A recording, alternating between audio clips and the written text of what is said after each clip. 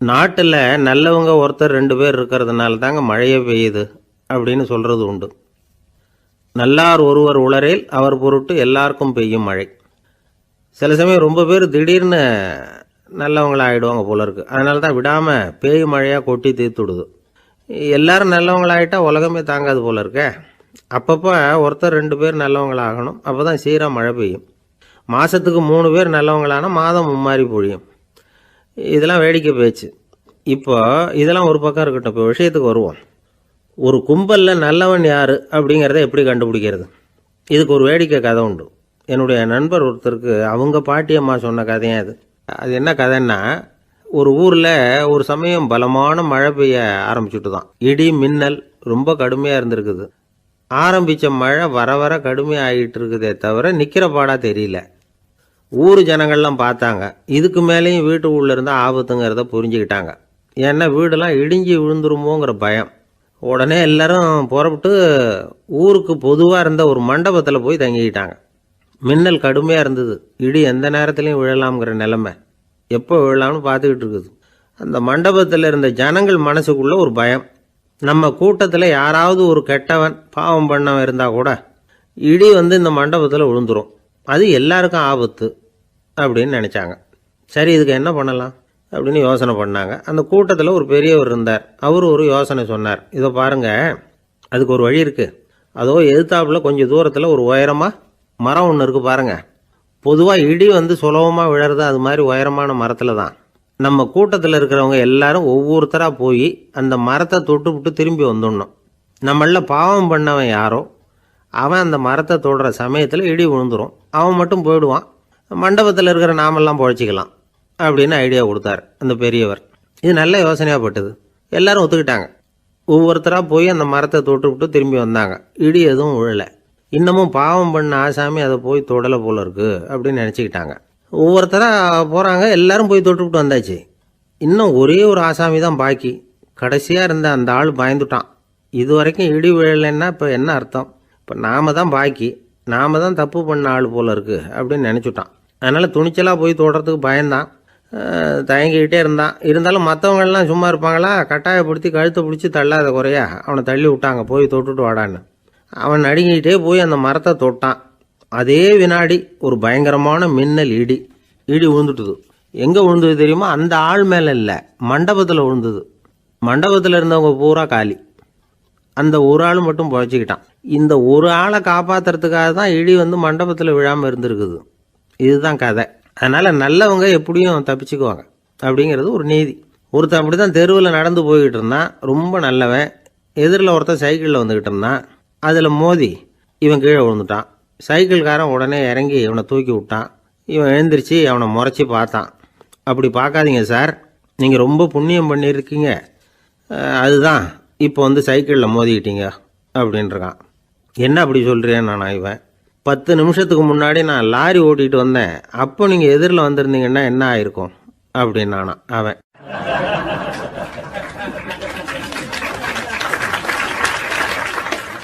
ஒரு பெரிய அரசன் இந்த உலகம் பூராவையும் ஆண்டுகிட்டு இருந்தான். ரொம்ப காலம் அப்படி அரசாட்சி பண்ணிக்கிட்டு இருந்தான். திடீர்னு அவனுக்கும் சில எதிரிகள் முளைச்சாங்க. அவங்கெல்லாம் ஒன்று சேர்ந்து இவனை தோற்கடிச்சுட்டாங்க. தோற்று போனதும் இவனுக்கு பயம் வந்துட்டுது. எங்கே எதிரிகள் நம்ம கொண்டுடுவாங்களோ அப்படின்னு. வெளியில் வந்தால் தனக்கு ஆபத்துன்னு பயந்துக்கிட்டு யாருக்கும் தெரியாமல் ஒரு குகைக்குள்ளே போய் பதுங்கி கிடக்கிறான். நிலைமையை பாருங்கள்.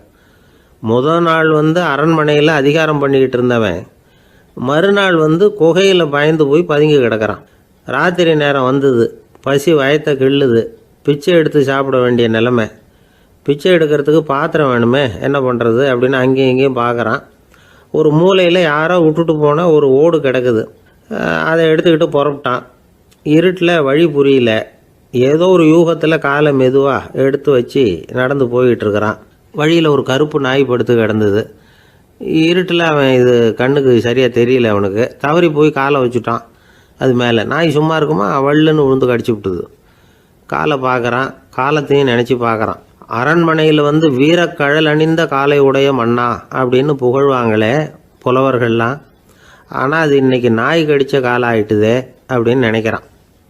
அது மட்டும் இல்லை, முன்னாடி எல்லாம் பொற்கிண்ணங்களில் தான் அவன் சாப்பிடுவான். ஆனால் இப்போது உடஞ்சி போன ஓட்டு, அது ஓட்டை வந்து கையில் வச்சுக்கிட்டு நிற்கிறான். அதில் யாராவது சாப்பாடு போடுவாங்களான்னு. முன்னாடியெல்லாம் நிறைய பேர் அரண்மனைக்கு வருவாங்க. அரசருக்கு காணிக்கைன்னு சொல்லி இவன் காலடியில் கொண்டாந்து கொட்டுவாங்க. அப்போல்லாம் இவன் அந்த ஜனங்களுடைய முகத்தை திரும்பி கூட பார்க்கறதில்ல, ரொம்ப கர்வமாக உட்காந்துருப்பான். அதே ஆள் இன்றைக்கி எல்லார் கண்ணுலேயும் படுறது மாதிரி பிச்சை எடுத்துக்கிட்டு இருக்கிறான். அப்போலாம் காணிக்கைகளை வந்து தன்னுடைய கையால் வாங்கிறது தனக்கு கௌரவ குறைச்சல்னு நினச்சி தன்னுடைய வேலைக்காரங்களை விட்டு தான் அதை வாங்க சொல்லுவான். இப்போ பார்த்தீங்கன்னா அவனே தன் கையாலேயே பிச்சை வாங்குறான். நினச்சி பாருங்கள், அந்த மனுஷன் நாள் அரசன், மறுநாள் பிச்சைக்காரன், எவ்வளோ வித்தியாசம். செல்வம் தான் இப்படி ஒரு வித்தியாசம் ஏற்படுறதுக்கு காரணம். அப்படிப்பட்ட செல்வம் வாழ்க்கையை நடத்துறதுக்கு நமக்கு தேவை தான். ஆனால் அதையே நாம் அடைய வேண்டிய பயனாக நினைக்கிறோம் பாருங்கள், அதுதான் வேடிக்கை. இதை வந்து நம்மாழ்வார் அழகாக ஒரு பாசுரத்தில் சொல்கிறார்.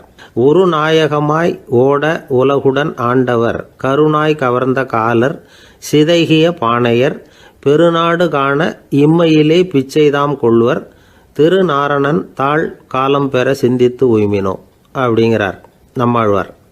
ஒரு பெரிய பணக்காரர் ஒரு துறவிகிட்ட போய், சாமி என்கிட்ட நிறைய பணம் இருக்குது, இருந்தாலும் நிம்மதி இல்லை, என்னால் நிம்மதியாக இருக்க முடியல, என்ன காரணம்னு கேட்டாராம். உடனே அந்த துறவி இதுக்கு நேரடியாக பதில் சொல்லாமல் பக்கத்தில் நின்றுக்கிட்டு இருந்த ஒரு குழந்தைய கூப்பிட்டார். அது ஓடியாந்தது. ஒரு ஆப்பிள் பழத்தை எடுத்து அது கையில் கொடுத்தார். அதை வாங்கிக்கிட்டு குழந்தை சிரிச்சுது. இன்னொரு பழத்தை எடுத்து கொடுத்தார். அதை இன்னொரு கையில் வாங்கிட்டு சிரிச்சுது. மூணாவது ஆப்பிள் எடுத்து கொடுத்தார். 2 பழத்தையும் நெஞ்சில் அணைச்சிக்கிட்டு 3ஆவது பழத்தையும் வாங்கிறதுக்கு முயற்சி பண்ணிச்சு. ஆனால் அது உடனே நழுவி கீழே விழுந்து உருண்டு ஓடிச்சு. ஏற்கனவே இருந்ததும் விழுந்துட்டுது. இப்போ அந்த குழந்தை அழ ஆரம்பிச்சுட்டுது. இப்போ அந்த துறவி பணக்காரர்கிட்ட சொன்னாராம், குழந்தைய கவனிச்சியா, 2 ஆப்பிள் போதும்னு அது நினச்சிருந்தா இப்போ அது அழ வேண்டிய அவசியம் வந்திருக்குமா அப்படின்னாராம். எதுவுமே அளவுக்கு மிஞ்சினா துன்பந்தான்.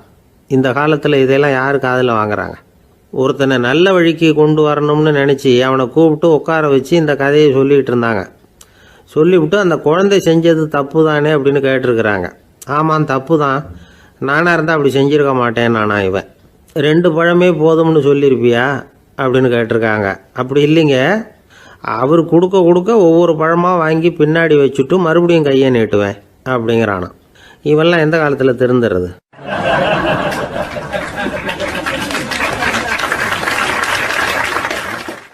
ஒரு பெரிய தத்துவ சிந்தனையாளர் இருந்தார், சுவாங் ட்சு அப்படின்னு பேர். அவருடைய மனைவி ஒரு நாள் திடீர்னு காலமாயிட்டாங்க. ஐயோ பாவம், அவர் ரொம்ப வருத்தப்படுவார், போய் ஆறுதலாக 4 வார்த்தை பேசிவிட்டு வரலாம் அப்படின்னு நினச்சிக்கிட்டு நிறைய பேர் அவரை தேடிட்டு வந்தாங்களாம். வந்தவங்களுக்கு ஆச்சரியம், ஏன்னா இவர் வருத்தப்பட்டுக்கிட்டு இருப்பார் அப்படின்னு தானே எதிர்பார்த்தாங்க. அப்படி இல்லை, தாளம் போட்டுக்கிட்டு உட்காந்துருக்கிறார். தாளத்துக்கு தகுந்த மாதிரி பாட்டு வேற பாடிக்கிட்டு இருக்கிறார். என்ன மனுஷன் அவர், கொஞ்சம் கூட கவலை இல்லாமல் இப்படி இருக்கிறாரு அப்படின்னு நினச்சாங்க. ஒருத்தர் துணிஞ்சு அவர்கிட்ட கேட்டுவிட்டார், என்னங்க இது இப்படி அப்படின்னு. அதுக்கு அவர் என்ன சொன்னார் தெரியுமா? இதை பாருங்க, என்னுடைய மனைவி பிறக்கிறதுக்கு முன்னாடி அவளுக்கு உயிரும் கிடையாது, உடலும் கிடையாது. அதுக்கு பிறகு தான் உயிர் வந்தது, உடல் வந்தது, அந்த உருவம் வந்தது. இப்போ என்ன ஆச்சு? அந்த உருவமும் உயிரும் போயிட்டுது, அவ்வளவுதானே. வந்தது போயிட்டுது. இளவேனில் காலம், இலையுதிர் காலம், பனிக்காலம், இப்படி பருவங்கள் வந்து மாறி மாறி வருது இல்லையா? அது மாதிரி பிறப்பும் இறப்பும் மாறி மாறி வருது. இது இயற்கை. இதுக்காக அழுதா அது எப்படி அப்படின்னாராம். ஞான தெளிவு அடைஞ்சவங்களுக்கு எல்லாமே சுகம்தான். திருவள்ளுவரும் அதை தான் சொல்கிறார், உறங்குவது போலும் சாக்காடு, உறங்கி விழிப்பது போலும் பிறப்பு. தூங்கிறதுக்கெல்லாம் நாம் வருத்தப்பட்டுக்கிட்ட இருக்கிறோமா? இன்றைக்கி தூங்க வேண்டியிருக்குதே, இன்னும் கொஞ்சம் நேரத்தில் நான் தூங்க வேண்டியிருக்கு அப்படின்னு சொல்லி யாராவது அழுதுகிட்டு இருப்பாங்களா? அதனால் இந்த உலக வாழ்க்கையினுடைய இயல்பை வந்து யதார்த்தத்தை நாம் தெளிவாக புரிஞ்சுக்கணும். அப்படி புரிஞ்சுக்கிட்டால் நாம் கவலை இல்லாமல் வாழ முடியும். ஒரு வயசான தாத்தா பாட்டி 60 வருஷத்துக்கு முன்னாடி அவங்களுக்கு கல்யாணம் ஆச்சு. ஒன்றாவே வாழ்ந்தாங்க, ஒன்றாவே இறந்து போனாங்க. இப்போ அவங்க 2 பேரும் சொர்க்கத்துக்கு போய் சேர்ந்தாங்க. அங்கே எல்லா வசதியும் இருந்தது. ஒரு பெரிய பங்களாவே இவங்களுக்கு ஒதுக்கி கொடுத்தாங்களாம். இதுக்கு எவ்வளவு வாடகைன்னு கேட்டார் தாத்தா. வாடகையெல்லாம் கிடையாது, இலவசம் அப்படின்னார் அங்கே இருந்தவர். அந்த வீட்டுக்கு பின்னாடி ஒரு பெரிய புல்வெளி இருந்தது. இதில் விளையாட ஏதாவது கட்டணம் உண்டான்னு கேட்டிருக்கார் தாத்தா. அதெல்லாம் ஒன்றும் கிடையாது, பணம்லாம் கட்ட வேண்டியதில்லை அப்படின்னார் அவர். பக்கத்தில் ஹோட்டல் மாதிரி ஒரு பெரிய கட்டடம், உள்ள சாப்பாட்டு மேஜைகள், அது மேலே விதவிதமான பலகாரங்கள். சாப்பாட்டுக்கெல்லாம் எவ்வளவு அப்படின்னு விசாரிச்சாராம் தாத்தா. அதுதான் சொன்னேனே, இங்கே எல்லாமே இலவசம்தான், எது வேணும்னாலும் சாப்பிட்லாம், எவ்வளவு வேணும்னாலும் சாப்பிட்லாம் அப்படின்னாராம். நீங்கள் சொல்கிறீங்க அப்படி, ஆனால் நான் சர்க்கரை சேர்த்துக்கக்கூடாது, உப்பு சேர்த்துக்கக்கூடாது, பாட்டி கையால் எப்பவும் பத்திய சாப்பாடு தான் அப்படின்னாராம் தாத்தா. இதை பாருங்கள், இங்கே உங்களுக்கு அந்த கவலையும் வேண்டியதில்லை. இங்கே நீங்கள் ஸ்வீட்டு சாப்பிட்லாம், காரம் சாப்பிட்லாம், உங்களுக்கு எந்த நோயும் வராது அப்படின்னாராம் அங்கே சொர்க்கத்தில் இருந்தவர். இதை கேட்ட உடனே அந்த தாத்தா பக்கத்தில் நின்ன பாட்டியை பார்த்து கத்தினாராம், அடி பாவி, எல்லாத்தையும் கெடுத்துட்டியே, நீ எனக்கு பத்திய சாப்பாடு போடாமல் கண்டதை திங்க விட்டுருந்தா 10 வருஷத்துக்கு முன்னாடியே நான் இங்கே வந்து சேர்ந்துருப்பேனே அப்படின்னாராம்.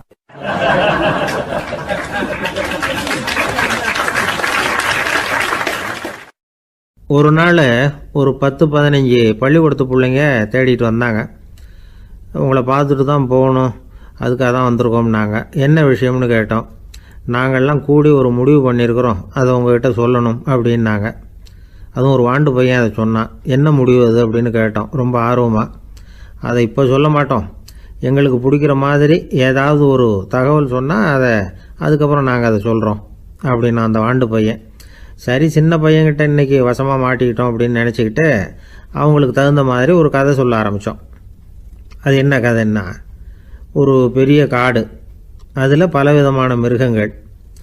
அந்த காட்டுக்கு ஒரு சிங்கம்தான் ராஜா. எப்பவும் காட்டுக்கு அது தானே ராஜா. ஒரு பெரிய யானைக்கு இது பொறுக்கலை. என்ன இது, எப்போ பார்த்தாலும் இங்கே சிங்கத்துக்கே ராஜா பதவி கிடைக்குது, நான்லாம் எவ்வளவு பலசாலியாக இருக்கிறேன், அப்படி இருந்தும் எனக்கு அந்த பதவி கிடைக்கலையே அப்படின்னு தனக்குள்ளே பொறுமிக்கிட்டே இருந்தது. ராஜா பதவியை நினச்சி ரொம்ப ஏக்கம், அதுக்கு பதவி மோகம். இந்த சமயம் பார்த்து ஒரு குள்ள நரி கூட்டம் அதை தேடிட்டு வந்தது. ஐயா பெரியவங்களே, நீங்கள் இந்த காட்டுக்கு ராஜாவாக இருக்க ஆசைப்படுறீங்க, அதில் ஒன்றும் தப்பு இல்லை. ஆனால் அதுக்கு முன்னாடி நீங்கள் எங்கள் கூட்டத்துக்கு கொஞ்ச நாள் தலைவராக இருங்க, அதாவது ராஜாவாக இருங்களேன், உங்களுக்கும் ஒரு ட்ரைனிங் கிடைச்சது மாதிரி இருக்கும் அப்படின்னு சொல்லியிருக்குது இந்த கூட்டம், குள்ள நரி கூட்டம். இதை கேட்ட உடனே யானைக்கு ரொம்ப சந்தோஷம் தாங்கலை. அதுதான் எப்போன்னு பதவிக்காக காத்துக்கிட்டு இருக்குதே. இருந்தாலும் கொஞ்சம் பிகுவோட, சரி நீங்கள்லாம் இவ்வளோ தூரம் என்னை தேடிட்டு வந்து கேட்கறதுனால மறுக்க முடியல அப்படின்னு ரொம்ப ஏதோ அவளுக்கு சிரமப்பட்டு ஒத்துக்கிறது மாதிரி ஒத்துக்கிட்டது. ஏதோ உங்கள் ஆசைக்கு கட்டுப்படுறேன், கொஞ்ச நாள் உங்கள் கூட்டத்துக்கு ராஜாவாக இருக்கிறதுக்கு சம்மதிக்கிறேன் அப்படின்னுது.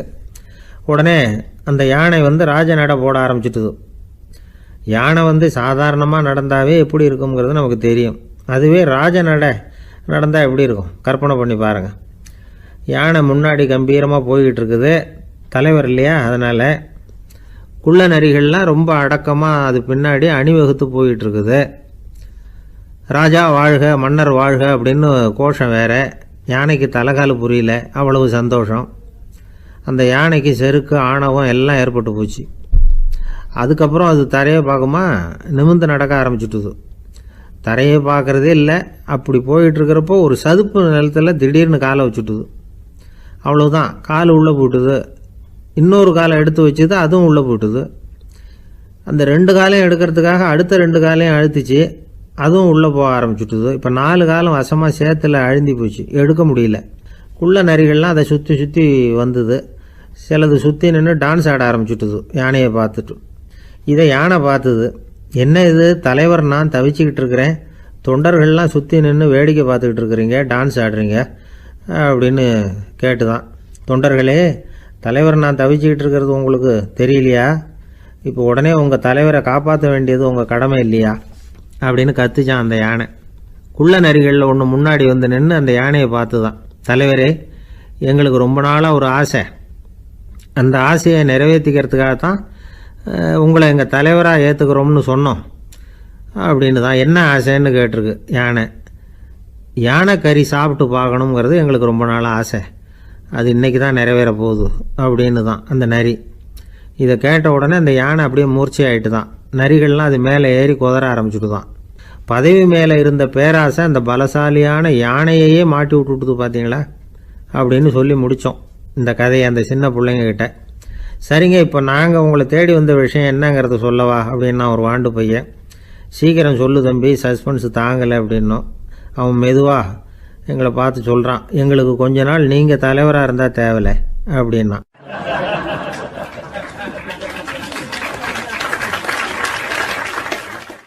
ஒரு காட்டில் ஒரு முனிவர் இருந்தார். ஒரு நாள் அவரை தேடிட்டு 4 பேர் வந்தாங்க. சுவாமி, எங்களுக்கு ரொம்ப நாளாக ஒரு சந்தேகம்னாங்க. என்னன்னு கேட்டார். இந்த உலகத்தில் எவ்வளவோ காரியங்கள் நடக்குது, எது நியாயம் எது அநியாயம் அப்படின்னு புரிஞ்சிக்க முடியலன்னாங்க. அது யாராலையும் புரிஞ்சிக்க முடியாதுன்னார் முனிவர். வந்தவங்களுக்கு ஆச்சரியமாக போச்சு, ஒரு மாதிரியாக பார்த்தாங்க. இதை முனிவர் கவனிச்சார். சரி, புறப்படுங்க என்னோடன்னார். எங்கன்னு கேட்டாங்க. இப்போ உங்கள் 4 பேரையும் ஒரு புஷ்பக விமானத்தில் அழைச்சிட்டு போகிறேன். இந்த உலகத்தில் சர்வசாதாரணமாக நடக்கக்கூடிய ஒரு காட்சியை உங்களுக்கு காட்ட போகிறேன். நீங்கள் பார்க்க போகிற அந்த காட்சி நியாயமா அநியாயமா அப்படிங்கிறத என்கிட்ட சொல்லணும். நீங்கள் சரியான பதில் சொன்னால் புஷ்பக விமானத்தில் தொடர்ந்து பிரயாணம் பண்ணலாம். தவறான பதில் சொன்னால் இந்த புஷ்பக விமானம் உங்களை கீழே தள்ளி விட்டுரும் அப்படின்னார். 4 பேருக்கும் பயந்தான். இருந்தாலும் முனிவர் கூப்பிடுறாரு அப்படின்னு சொல்லி புறப்பட்டாங்க. அவங்க எல்லாரும் புறப்பட்டு ஒரு காட்டு வழியாக போய்கிட்டு இருக்கிறாங்க புஷ்பக விமானத்தில். அங்கே நடக்கிற ஒரு காட்சியை காட்டுறார் முனிவர். அதோ அங்கே பாருங்கன்னார். அந்த விமானத்தில் இருந்தபடியே எல்லாரும் கீழே குனிஞ்சு பார்க்குறாங்க. அங்கே ஒரு தாய் புலி அப்போ தான் குட்டி போட்டிருக்கு. குட்டிகளை ஈன்ற உடனே பசிக்கு இறை தேடி அந்த பக்கமாக வருது. அதே நேரம் ஒரு தாய் மான், அதுவும் அப்போ தான் குட்டி போட்டிருக்கு. அதுவும் இதே மாதிரி குட்டிகளை ஈன்ற உடனே பசிக்கு இறை தேடி அந்த பக்கமாக வருது. இப்போ அந்த புலி அந்த மானை அடித்து போட்டுடுது. அதுவும் சாப்பிடுது, குட்டிகளுக்கும் கொடுக்குது. இப்போ அந்த புலிக்குட்டிகள் முகத்தில் மகிழ்ச்சி, தாயை இழந்த அந்த மான் குட்டிகள் முகத்தில் துக்கம். இப்போ அந்த முனிவர் 4 பேர்கிட்டையும் கேட்குறார், நீங்கள் இங்கே பார்த்தீங்களே, இதில் எது நியாயம் எது அநியாயம்? ஒவ்வொருத்தராக சொல்லுங்கள். உங்கள் பதில் சரியில்லைன்னா இந்த விமானம் உங்களை கீழே தள்ளி விட்டுரும். சொல்லுங்கள் பார்க்கலாம்னார். முதல்ல ஒருத்தன் சொன்னான், அந்த புலி செஞ்சது சரிதாங்க. அது பசிக்கு அதுதான் ஆகாரம். தன்னுடைய பசிக்கு தானே இறை தேடிக்கிட்டுது. அதில் என்ன தப்பு? அவ்வளவுதான். அதனால் புலி செஞ்சது நியாயம்தான் அப்படின்னா. அவ்வளவுதான், அந்த விமானம் அவனை அப்படியே கீழே தள்ளி விட்டுட்டுது. அதனால் அவன் கொடுத்த பதில் சரியில்லை அப்படிங்கிறது புரிஞ்சு போச்சு. இப்போ 2வது ஆள் சொன்னான், புலி செஞ்சது பாவம், அந்த தாய்மான் என்ன தப்பு பண்ணிச்சு? இப்போ அந்த குட்டிகளுக்கு யார் ஆதரவு? அதனால் புலி செஞ்சது அநியாயம் அப்படின்னா. அவ்வளவுதான், அவனையும் கீழே தள்ளி விட்டுடுது அந்த விமானம். இந்த பதிலும் சரியில்லை அப்படின்னு ஆயிட்டுது. இப்போ 3வது ஆள் வந்தான். முதல்ல 2 பேர் கீழே விழுந்ததை பார்த்துக்கிட்டு இருந்தான். அதனால் அவன் சொன்னான், ரெண்டுமே நியாயந்தாங்க. புலி இறை தேடினதும் இயற்கை, அதுக்கு மான் இறையானதும் இயற்கை. அதனால் இதில் ஒன்றும் தப்பு இல்லைன்னா. அவ்வளவுதான், அவனையும் அந்த விமானம் கீழே பிடிச்சி தள்ளி விட்டுது. இப்போ 4வது ஆள் வந்தான். முனிவர் கேட்டார், நீயாவது சொல்லுப்பா, இந்த செயலில் எது நியாயம்னார். அவன் தெளிவாக பதில் சொன்னான். அதாவது என்ன சொன்னான்னா, எனக்கு தெரியல அப்படின்னா. அவனை விமானம் கீழே தள்ளலை, சௌரியமாக அழைச்சிட்டு போட்டுது. இவனும் பிரயாணம் சௌக்கியமாக பண்ணானான். ஆக இதுதான் சரியான பதிலுங்கிறத முனிவர் உணர்த்தினார். இந்த கதையிலிருந்து நாம் புரிஞ்சுக்க வேண்டியது என்னென்னா, இந்த உலகத்தில் எவ்வளவோ காரியங்கள் நடக்குது. அதெல்லாம் ஏன் அப்படி நடக்குதுங்கிறதுக்கு எப்பேற்பட்ட பண்டிதராலும் பதில் சொல்ல முடியாது. தெரியாததை தெரியாதுன்னு ஒத்துக்கிட்டா வாழ்க்கை பிரயாணம் சுகமாக இருக்கும். அதனால் தேவையில்லாத விஷயங்களை புரிஞ்சுக்கிறதுக்கு நேரத்தை செலவு பண்ணிகிட்டு இருக்கக்கூடாது. வாழ்க்கையை குழப்பிக்கக்கூடாது. வாழ்க்கைக்கு தேவையானது என்னவோ அதை மட்டும் புரிஞ்சுக்கிட்டா போதும். இந்த காலத்து ஆள் ஒருத்தன் ஒரு பெரியவரை தேடி வந்தான். ஐயா, ஒரு சந்தேகம்னா. என்ன உன்னுடைய சந்தேகம்னார். பகுத்தறிவுன்னா என்ன, விதின்னா என்ன அப்படின்னு கேட்டான். இதுக்கு அவர், இப்போ உன்னுடைய வலது காலை தூக்குன்னார். தூக்கினான். சரி, இப்போ உன்னுடைய வலது காலை கீழே இறக்காம உன்னுடைய இடது காலையும் தூக்குன்னார். தூக்கினான். பொத்துன்னு கீழே விழுந்துட்டான். பெரியவர் சொன்னார், உன்னால் ஒரு காலை தூக்க முடிஞ்சுது, அதுதான் பகுத்தறிவு. 2 கால்களையும் ஒரே சமயத்தில் தூக்குனா அடிபடும், அப்படிங்கிறது தான் விதி அப்படின்னு விளக்கம் கொடுத்தார். இவன் தன்னுடைய விதியை நொந்துக்கிட்டே இடுப்பை பிடிச்சிக்கிட்டு அங்கேருந்து நடந்து போயிட்டானான்.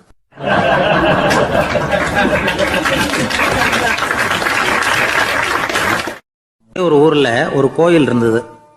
ரொம்ப பழைய கோயில். உள்ளே போகிறதுக்கே பயமாக இருக்கும். எந்த நேரத்தில் இடிஞ்சு விழுந்துருமோ அப்படிங்கிற பயம்.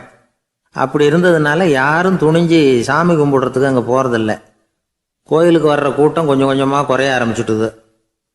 கோயில் நிர்வாகிகள் எல்லாரும் கூடி உட்காந்து பேசினாங்க. என்ன பண்ணலாம்னு யோசனை பண்ணாங்க. எந்த இடம் மோசமாக இருக்கோ அந்த இடத்த பழுது பார்த்தாங்க. அங்கே எங்கே வர்ணத்தை பூசி கொஞ்சம் அழகுபடுத்தி பார்த்தாங்க. ஏதோ இந்த ஊரில் கோயில்னு ஒன்று இருக்குது, அது மக்களுக்கு தெரியணும் அப்படிங்கிறதுக்காகத்தான் இப்படிலாம் பண்ணாங்க. இருந்தாலும் கோவில் இருக்கிற நிலைமை மக்களுக்கு தெரியும். அதனால் அங்கே வர்றது குறைச்சிக்கிட்டாங்க அவங்க. ஒரு கட்டத்தில் யாருமே வர்றதில்லை. நிலைமை அந்த அளவுக்கு ஆயிட்டுது. மறுபடியும் கோவில் நிர்வாகிகள் கூட்டம் நடந்தது. இந்த கூட்டம் கூட கோயிலுக்கு உள்ளே நடக்கலை, இடிஞ்சு விழுந்துருமோங்கிற பயம். அதனால் வெளியில் தான் உட்காந்து கூட்டத்தை நடத்தினாங்க. ஏன்னா உள்ளே போகிறதுக்கு அவங்களுக்கும் துணிச்சல் கிடையாது. எந்த நேரமும் விழுந்துரும் போல் இருந்தது அது. அது வழியாக போகிறவங்க கூட வேகமாக அந்த இடத்த கடந்து போக ஆரம்பிச்சிட்டாங்க. கோவில் நிர்வாகிகள் வெளியில் உட்காந்து கூட்டம் போட்டாங்க இல்லையா, அந்த கூட்டத்தில் 4 தீர்மானங்களை நிறைவேற்றினாங்க. அது என்ன 4 தீர்மானம்னா, முதல் தீர்மானம், இந்த கோவிலை இடிப்பது அப்படிங்கிற முடிவை இந்த கமிட்டி மிகவும் வருத்தத்துடன் ஏற்றுக்கொள்ளுகிறது அப்படின்னு நிறைவேற்றினாங்க. இதுக்கு பதிலாக இன்னொரு கோவிலை உடனடியாக கட்டி முடிச்சுடணுங்கிறது 2வது தீர்மானம். 3வது தீர்மானம் என்ன தெரியுமா? பழைய கோவிலின் கதவுகள், அதிலிருந்து பிரித்து எடுக்கிற செங்கல், இதையே புது கோவில் கட்டுவதற்கு பயன்படுத்தி கொள்ள வேண்டியது. பழைய கோவில் இருந்த மாதிரியே அதே வடிவத்தில் புது கோவிலையும் கட்ட வேண்டியது. பழைய கோவிலின் அஸ்திவாரத்தை அப்படியே வச்சுக்கிட்டு அதுக்கு மேலே நாம் கோவிலை கட்டிக்க வேண்டியது. இதுதான் 3வது தீர்மானம். இதையும் கமிட்டி முழு மனசோடு ஏற்றுக்கிட்டது. இது வரைக்கும் சரி. இப்போ அந்த கமிட்டி 4வதாக ஒரு முக்கியமான தீர்மானத்தை கொண்டுகிட்டு வந்து அதையும் ஏகமனதாக நிறைவேற்றி விட்டுது.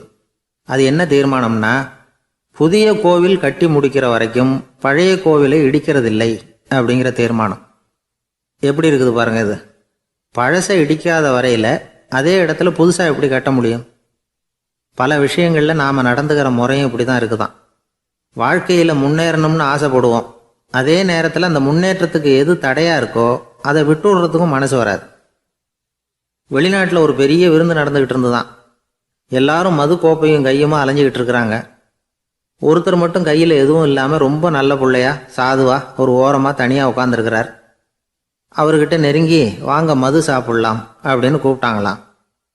என்னை வற்புறுத்தாதீங்க, நான் என் மனசுக்குள்ளே உறுதியாக தீர்மானம் பண்ணிவிட்டேன் அப்படின்னாராம்.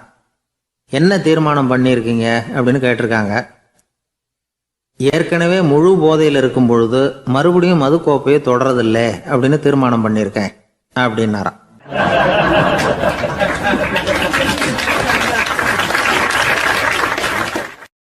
ஒரு ஊரில் ஒரு பெரியவர் இருந்தார். ஒரு நாள் அவரை தேடி ஒருத்தர் வந்தார். ஐயா, நான் கடவுளை பரிபூர்ணமாக நம்புகிறேன் அப்படின்னார். சரி, அந்த நம்பிக்கை உனக்கு எப்படி வந்ததுன்னு கேட்டார் இவர். அவர் சொல்ல ஆரம்பித்தார். ஐயா, எனக்கு கல்யாணம் ஆகி 10 வருஷம் ஆச்சு.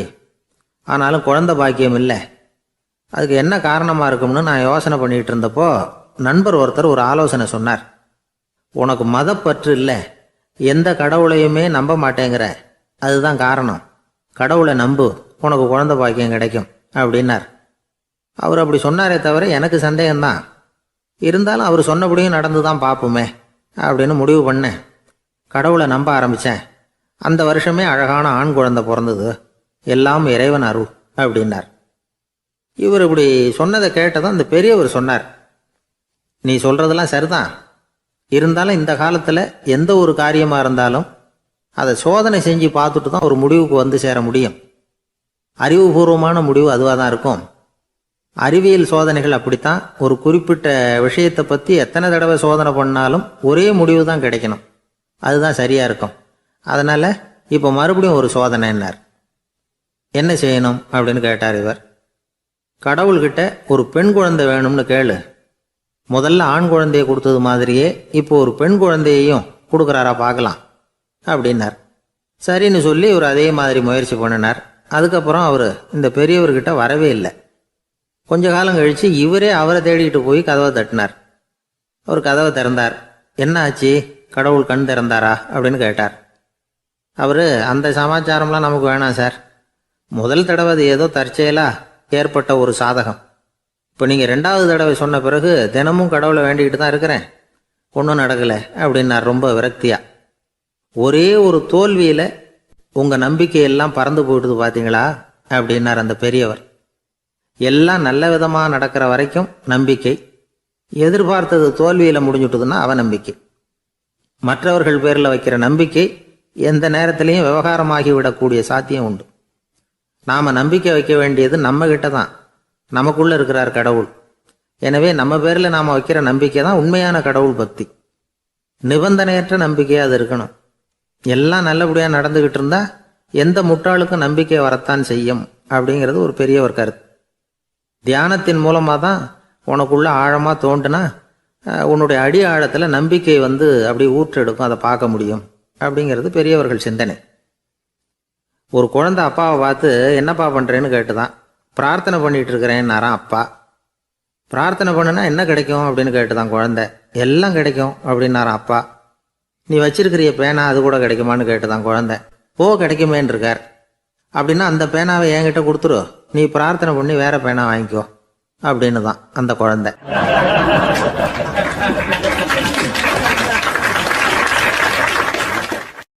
ஒரு ஊர்ல ஒரு குரு இருந்தார், ஜென் குரு. அவரை தேடிட்டு ஒரு மன்னர் வந்தார். வந்தவர் ஜப்பான் மன்னர். தோட்டக்கலையை பற்றி தெரிஞ்சுட்டு போகிறதுக்காக அவர் வந்தார். எப்படி தோட்டம் அமைக்கிறது அப்படிங்கிறத பற்றி அந்த குரு விவரமாக சொல்லி கொடுத்தாரு. ஒரு நாள் 2 நாள் இல்லை, 3 வருஷம் கற்றுக் கொடுத்தார். அதுக்கப்புறம் சொன்னார், நான் கற்றுக் கொடுத்துட்டேன், இனிமேல் நீங்கள் போகலாம், போய் தோட்டம் அமைக்கலாம். அதுதான் உங்களுக்கு பரிசை. தோட்டம் அமைச்ச பிறகு சொல்லி அனுப்புங்க, நான் பார்க்குறேன். நீங்கள் இங்கே என்னவெல்லாம் கற்றுக்கிட்டீங்களோ அதையெல்லாம் அங்கே செயல்முறையில் செஞ்சு காட்டுங்க அப்படின்னு சொல்லி அனுப்பி வச்சார். மன்னர் போனார். அரண்மனைக்கு பக்கத்திலேயே ஒரு பெரிய தோட்டத்தை உண்டு பண்ணினார். அழகான மரங்களையும் செடிகளையும் உருவாக்கினார். கிட்டத்தட்ட 1000 தோட்டக்காரர்களை பயன்படுத்தி 3 வருஷங்கள் முயற்சி பண்ணி அந்த அழகான தோட்டத்தை உருவாக்கினார். குருகிட்ட இருந்து செய்தி வந்தது, நாளைக்கு தோட்டத்தை பார்க்குறேன் அப்படின்னு. மன்னர் உடனே சுறுசுறுப்பாயிட்டார். முதல் நாளே தோட்டத்தை சுத்தப்படுத்தினார். ராத்திரி பூரா யாரும் தூங்கலை. எல்லாருக்கும் தோட்டத்தை ஒழுங்குபடுத்துகிற வேலை. அது அந்தந்த இடத்துல ஒழுங்காக இருக்குதா அப்படின்னு சரி பார்த்தாங்க. ஒரு தவறும் இல்லாத வகையில் அதை ஒழுங்குபடுத்தினாங்க. மறுநாள் குரு வந்தார், தோட்டத்தை பார்த்தார். அவருக்கு கோபம் வந்துட்டுது. மன்னருக்கு ஆச்சரியம், எப்பவும் சிரிச்சுக்கிட்டே இருக்கிறவர் இப்போ எப்படி இருக்கிறாரே அப்படின்னு. மெதுவாக குருக்கிட்ட போய் எல்லாம் சரியாக தானே இருக்குது அப்படின்னார். எல்லாம் சரிதான், ஆனாலும் எங்கே அந்த பொன்னிற காற்று அப்படின்னார். உதிர்ந்த இலைகள், பொன் மஞ்சள் நிற இலைகள் காற்றில் அப்படி புரண்டு ஓடுவதை நான் பார்க்க முடியவில்லையே அப்படின்னாராம். அது இல்லாமல் இந்த தோட்டம் உயிரோட்டம் உள்ளதாக இருக்காது, இதில் பாடல் இல்லை, ஆடல் இல்லை, அதெல்லாம் இல்லாமல் இந்த தோட்டம் ரொம்பவும் செயற்கையாக தெரியுதேன்னாராம். மன்னர் இப்போ தான் யோசனை பண்ணார். கீழே கிடந்த காஞ்சி போன இலைகள் மட்டும் இல்லை, மரத்தில் இருந்த காஞ்சி போன இலைகளையும் அப்புறப்படுத்தி சுத்தமாக வச்சிருக்கிறார்.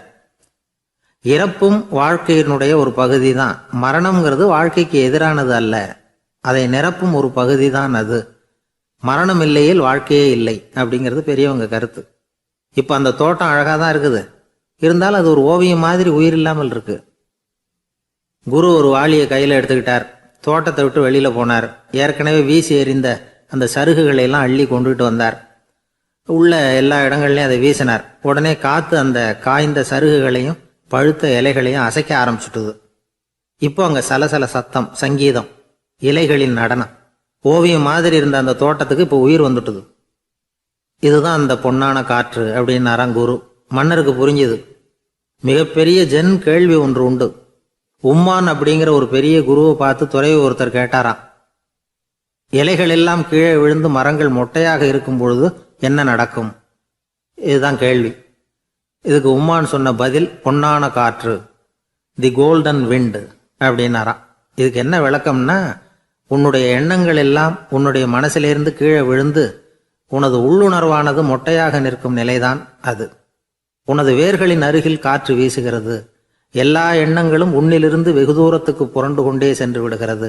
நீ அவற்றை கடந்து விட்டால் நீ அவைகளுக்கெல்லாம் மேலெழுந்து கீழே பார்ப்பவனைப் போல நிற்க ஆரம்பித்து விடுவாய். அதுதான் தியானம் என்பது அப்படின்னு சொல்றாங்க. தியானம்ங்கிறது எண்ணத்துக்கு எதிரானதில்லை. தியானம்ங்கிறது எண்ணங்களை கடந்து செல்வது தான். அதுக்கப்புறம் நாம் பொன்னிற காற்றில் ஆட ஆரம்பிச்சிருவோம். இதுதான் பெரியவர்கள் சொல்றது. என்கிட்ட ஒருத்தர் வந்து தோட்டம் அமைக்கணும்னு யோசனை கேட்டு வந்தார். எல்லாம் சொல்லி கொடுத்தேன். செடிகள்லாம் செழிப்பாக வளரணும்னா வேர் காயாமல் பார்த்துக்குங்கோ, தினமும் தண்ணி விடுங்கோ அப்படின்னு சொல்லி அனுப்பி வச்சேன். 1 மாதம் கழிச்சு அவர் தோட்டத்தை பார்க்கறதுக்காக போனேன். போய் பார்த்தா எல்லா செடியும் வாடி கிடக்குது. என்னங்க இப்படி பண்ணிவிட்டீங்கன்னு. நீங்கள் சொன்னபடி தான் செஞ்சேன்னார். என்ன செஞ்சீங்கன்னு கேட்டேன்.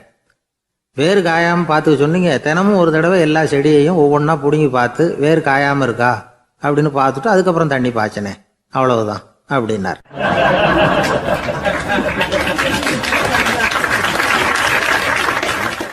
ஒரு வயசான பாட்டியும் தாத்தாவும் ஒரு பூங்காவில் உட்காந்து பேசிக்கிட்டு இருக்கிறாங்க. அவங்களுக்கு கல்யாணம் ஆகி 53 வருஷம் ஆச்சு. பிள்ளைங்கள்லாம் படித்து பெரிய பெரிய வேலையில் இருக்கிறாங்க. பேரன் பேத்திகளும் நல்ல நிலைமையில் இருக்கிறாங்க. இந்த தாத்தாவும் பாட்டியும் சிரித்து பேசிக்கிட்டு இருந்ததை ஒரு பெரியவர் பார்த்தார். அவருக்கு ஆச்சரியமாக இருந்தது. இந்த வயசுலேயும் இவ்வளவு அந்யோன்யமாக இவங்க பேசிக்கிட்டு இருக்கிறாங்களே அப்படின்னு நினச்சார். சரி, நேரிலேயே கேட்டுருவோமே அப்படின்னு நினச்சிக்கிட்டு கிட்ட போனார். உங்கள் மன வாழ்க்கையின் வெற்றிக்கான ரகசியம் என்ன அப்படின்னு கேட்டார். இதை கேட்டதும் அந்த தாத்தா சிரிச்சுக்கிட்டே பாட்டியை பார்த்தாராம். அதுக்கப்புறம் சொன்னாராம், நான் இந்த அம்மாவை கல்யாணம் பண்ணிட்டதுக்கும் எங்களுடைய இல்வாழ்க்கை இவ்வளவு நாளாக பலம் குறையாமல் மகிழ்ச்சியாக இருக்கிறதுக்கும் காரணம் ஒன்று தான். அது என்ன காரணம்னா, எங்களுக்கு இடையில பொதுவாக நிறைய குறைகள் உண்டு, அதுதான் காரணம் அப்படின்னாராம். அவர் சொல்கிறது சரிதான் அப்படிங்கிறது மாதிரியே அந்த பாட்டியும் அவரை நிமிர்ந்து பார்த்தாங்களாம். இந்த பெரியவர் மறுபடியும் அந்த பாட்டியை பார்த்து அதே கேள்வியை கேட்டிருக்கார். உங்களுடைய நீண்டகால மன வாழ்க்கைக்கு கிடைச்ச வெற்றி எதனாலேன்னு சொல்ல முடியுமா அப்படின்னு கேட்டாராம். அவங்களும் சிரிச்சுக்கிட்டே பதில் சொன்னாங்களாம். என்ன பதில் தெரியுமா? சில பேரை நாம் குறிப்பிட்ட பண்புகளுக்காக நேசிக்கிறோம், வேற சிலரை நாம் அந்த பண்புகள் இல்லாத குறைகளுக்காகவே விரும்பி பழகிறோம் இல்லையா அப்படின்னு கேட்டுவிட்டு தலையை குனிஞ்சுக்கிட்டாங்களாம் அந்த பாட்டியம்மா.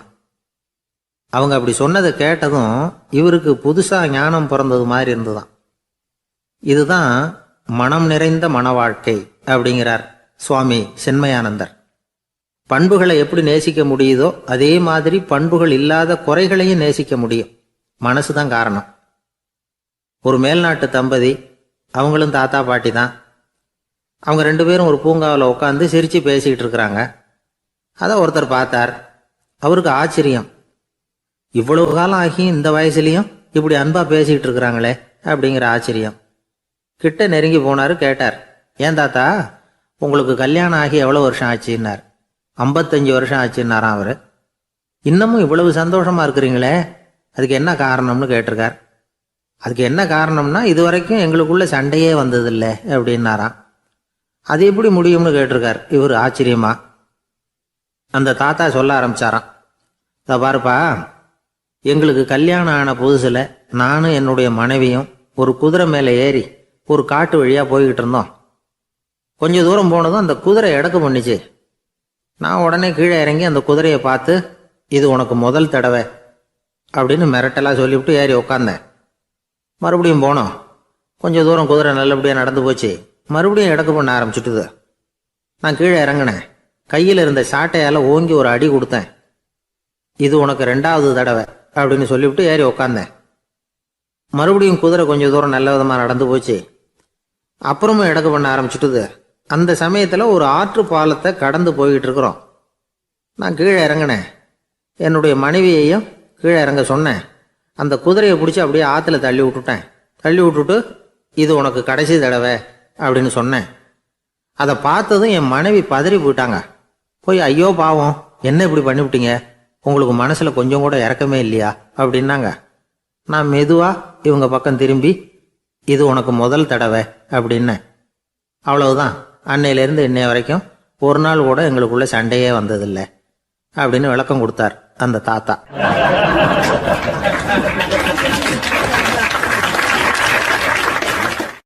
ஒரு ஆள் வேகமாக நடந்து போய்கிட்டு இருந்தான். அவன் வேகமாக நடக்கிறதுக்கு காரணம் வெயில் காலம், காலில் செருப்பு இல்லை, மணல் பாதை, அதுதான் வேகம். காலில் செருப்பும் இல்லாமல் கையில் குடையும் இல்லாமல் அந்த ஆள் வெயிலில் நடந்து போய்கிட்டு இருக்கிறான். அந்த சமயத்தில் இன்னொருத்தன் குதிரை மேலே ஏறி அந்த வழியாக வந்துக்கிட்டு இருக்கிறான். அவன் காலில் செருப்பும் இருந்தது, கையில் குடையும் இருந்தது. நடந்து போய்கிட்டு இருந்தவன் அந்த குதிரை ஆசாமியை பார்த்து கேட்டான், ஐயா, நீங்களும் குதிரை மேலே உட்காந்துக்கிட்டு போய்கிட்டு இருக்கிறீங்க. அப்படி இருக்கிறப்போ உங்களுக்கு அந்த செருப்பு என்னத்துக்கு? அதை எனக்கு கொடுத்து உதவலாமே அப்படின்னா. குதிரை மேலே உட்காந்துருந்தவன் யோசனை பண்ணி பார்த்தான். இவன் சொல்கிறது நியாயம்தானே அப்படின்னு சொல்லி தன்னுடைய செருப்பை கழட்டி அந்த வழிப்போக்கனுக்கு கொடுத்துட்டான். ரொம்ப நல்லதுங்க அப்படின்னு சொல்லி இவன் அதை வாங்கி காலில் மாட்டிக்கிட்டான். அதுக்கப்புறம் மறுபடியும் இவன் ஆரம்பித்தான். ஐயா, நீங்கள் குதிரையில் போகிறதுனால போக வேண்டிய இடத்துக்கு வேகமாக போய் சேர்ந்துருவீங்க. அதனால் உங்கள் கையில் அந்த குடை என்னத்துக்கு? நான் நடந்து போயிட்டுருக்கிறவன் ரொம்ப நேரம் நடக்க வேண்டியிருக்கும் இந்த வெயிலில். அதனால் அந்த குடையையும் எனக்கு கொடுங்களேன் அப்படின்னா. குதிரை வீரன் யோசனை பண்ணி பார்த்தான். இதுவும் நியாயம்தானே அப்படின்னு அவனுக்கு தோணுச்சு.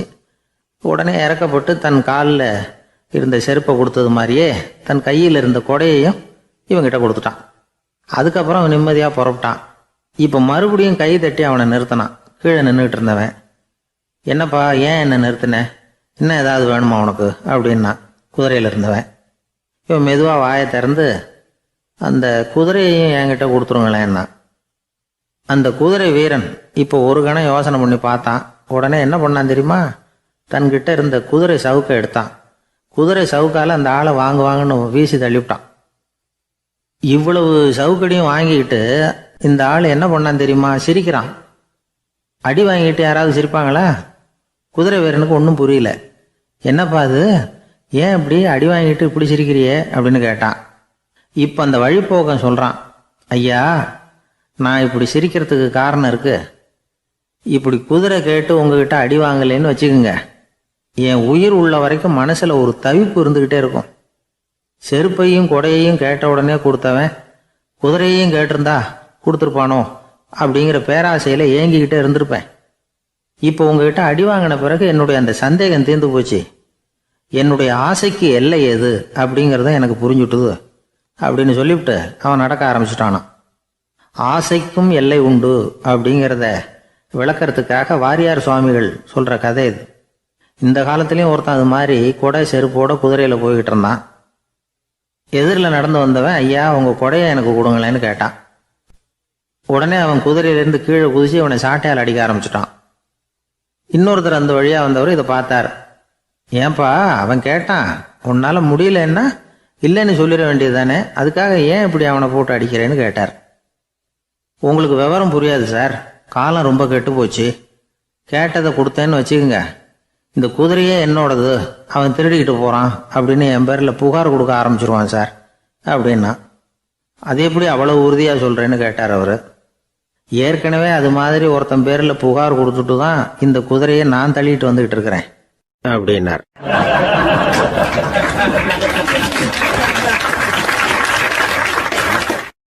கடற்கரை ஓரமா ஒரு பெரியவர் கையால மணலை கீறிக்கிட்டே உட்காந்துருக்கிறார். என்னத்தையும் தேடிட்டு இருக்கிறது மாதிரி தெரிஞ்சது. மெதுவா கிட்டத்துல போய் என்னத்தை தேடிட்டு இருக்கிறீங்க அப்படின்னு கேட்டோம். அவரு சாவகாசமா நிமிந்து பார்த்து நிம்மதியை தேடிட்டு இருக்கிறேன்னார். நாங்க ஒரு மாதிரி ஆயிட்டோம். இருந்தாலும் சமாளிச்சுக்கிட்டு, சார் மணல்ல கிழிஞ்சல் தான் கிடைக்கும், நிம்மதி கிடைக்காது அப்படின்னோம். சரி, இன்னைக்கு வசமா நம்ம கிட்ட ஒரு ஆள் மாட்டிக்கிட்டார் அப்படின்னு நினைச்சு அவர் பக்கமா போய் உட்காந்துக்கிட்டு கதை சொல்ல ஆரம்பிச்சிட்டோம். ஒரு பெரிய மன்னர் இருந்தார். அவருக்கு எல்லா வசதியும் இருந்தது. இருந்தாலும் ஒரே ஒரு குறை. அது என்னன்னா நிம்மதி இல்லைங்கிற குறை. அரண்மனையில தினமும் கலை நிகழ்ச்சி, நாட்டியம் எல்லாம் நடந்துகிட்டு தான் இருந்தது. இருந்தாலும் நிம்மதி இல்லை. சரி, நிம்மதி எங்க கிடைக்கும் அப்படின்னு தேட ஆரம்பிச்சார். உடனே அதுக்கான முயற்சிகள்ல தீவிரமா இறங்கினார். நாட்டில் உள்ள தத்துவ மேதைகளை எல்லாம் கூப்பிட்டுட்டு வர சொன்னார். எல்லாரும் சேர்ந்தாங்க. அவங்கள பார்த்து நிம்மதி எங்க இருக்குது அப்படின்னு விசாரிச்சார். அவங்களுக்கு அது தெரிஞ்சா ஏன் இப்படி ராஜா முன்னாடி நின்றுட்டு இருக்க போறாங்க? ராஜாவோட கேள்விக்கு ஒவ்வொருத்தரும் ஒவ்வொரு மாதிரி விளக்கம் கொடுக்க ஆரம்பிச்சிட்டாங்க. எந்த பதிலும் ராஜாவுக்கு திருப்தி அளிக்கக்கூடிய அளவுக்கு இல்லை. சரி, போயிட்டு வாங்கன்னு சொல்லி அவங்கள எல்லாம் அனுப்பி வச்சுட்டார். ஒரு நாள் அவர் மாளிகையில உப்பருகையில நின்றுட்டு இருக்கிறார். அந்த சமயத்துல தெருவுல ஒரு பிச்சைக்காரன் ரொம்ப உல்லாசமா பாட்டு பாடிக்கிட்டே போயிட்டு இருக்கிறான். குரல்ல ஒரு சந்தோஷம், நடையில ஒரு மிடுக்கு. அவங்கிட்ட கொஞ்சம் கூட கவலை இருக்கிறதா தெரியல. உடனே ராஜா அதை பார்த்தார். ஏவலாளிகளை கைதட்டி கூப்பிட்டார். உடனே ஓடி போய் அந்த பிச்சைக்காரனை இங்க அழைச்சிட்டு வாங்கன்னு உத்தரவு போட்டார். இவங்க உடனே ஓடி போய் அவனை கூப்பிட்டாங்க. அரண்மனைக்கு வாழ்ந்தாங்க. அவன் வரல. அரண்மனைக்குள்ள அடி எடுத்து வைக்க மாட்டேன்னு சொல்லிவிட்டான். ராஜா கிட்ட விஷயத்தை சொன்னாங்க. அவருக்கு ரொம்ப ஆச்சரியம், இப்படி ஒரு ஆள் இருக்கிறானா அப்படின்னு. சரி, அவன் என்னதான் சொல்றான் அப்படின்னு விசாரிச்சார். இவங்க மறுபடியும் தெருவுக்கு போய் கேட்டாங்க, என்ன பார்க்கணும்னா ராஜா விருப்பப்பட்டாருன்னா அவரை வேணும்னா இங்க வர சொல்லுங்க அப்படின்னு சொல்லிவிட்டான். அதை ராஜா கிட்ட சொன்னாங்க. அவருக்கு கோபம் வரல.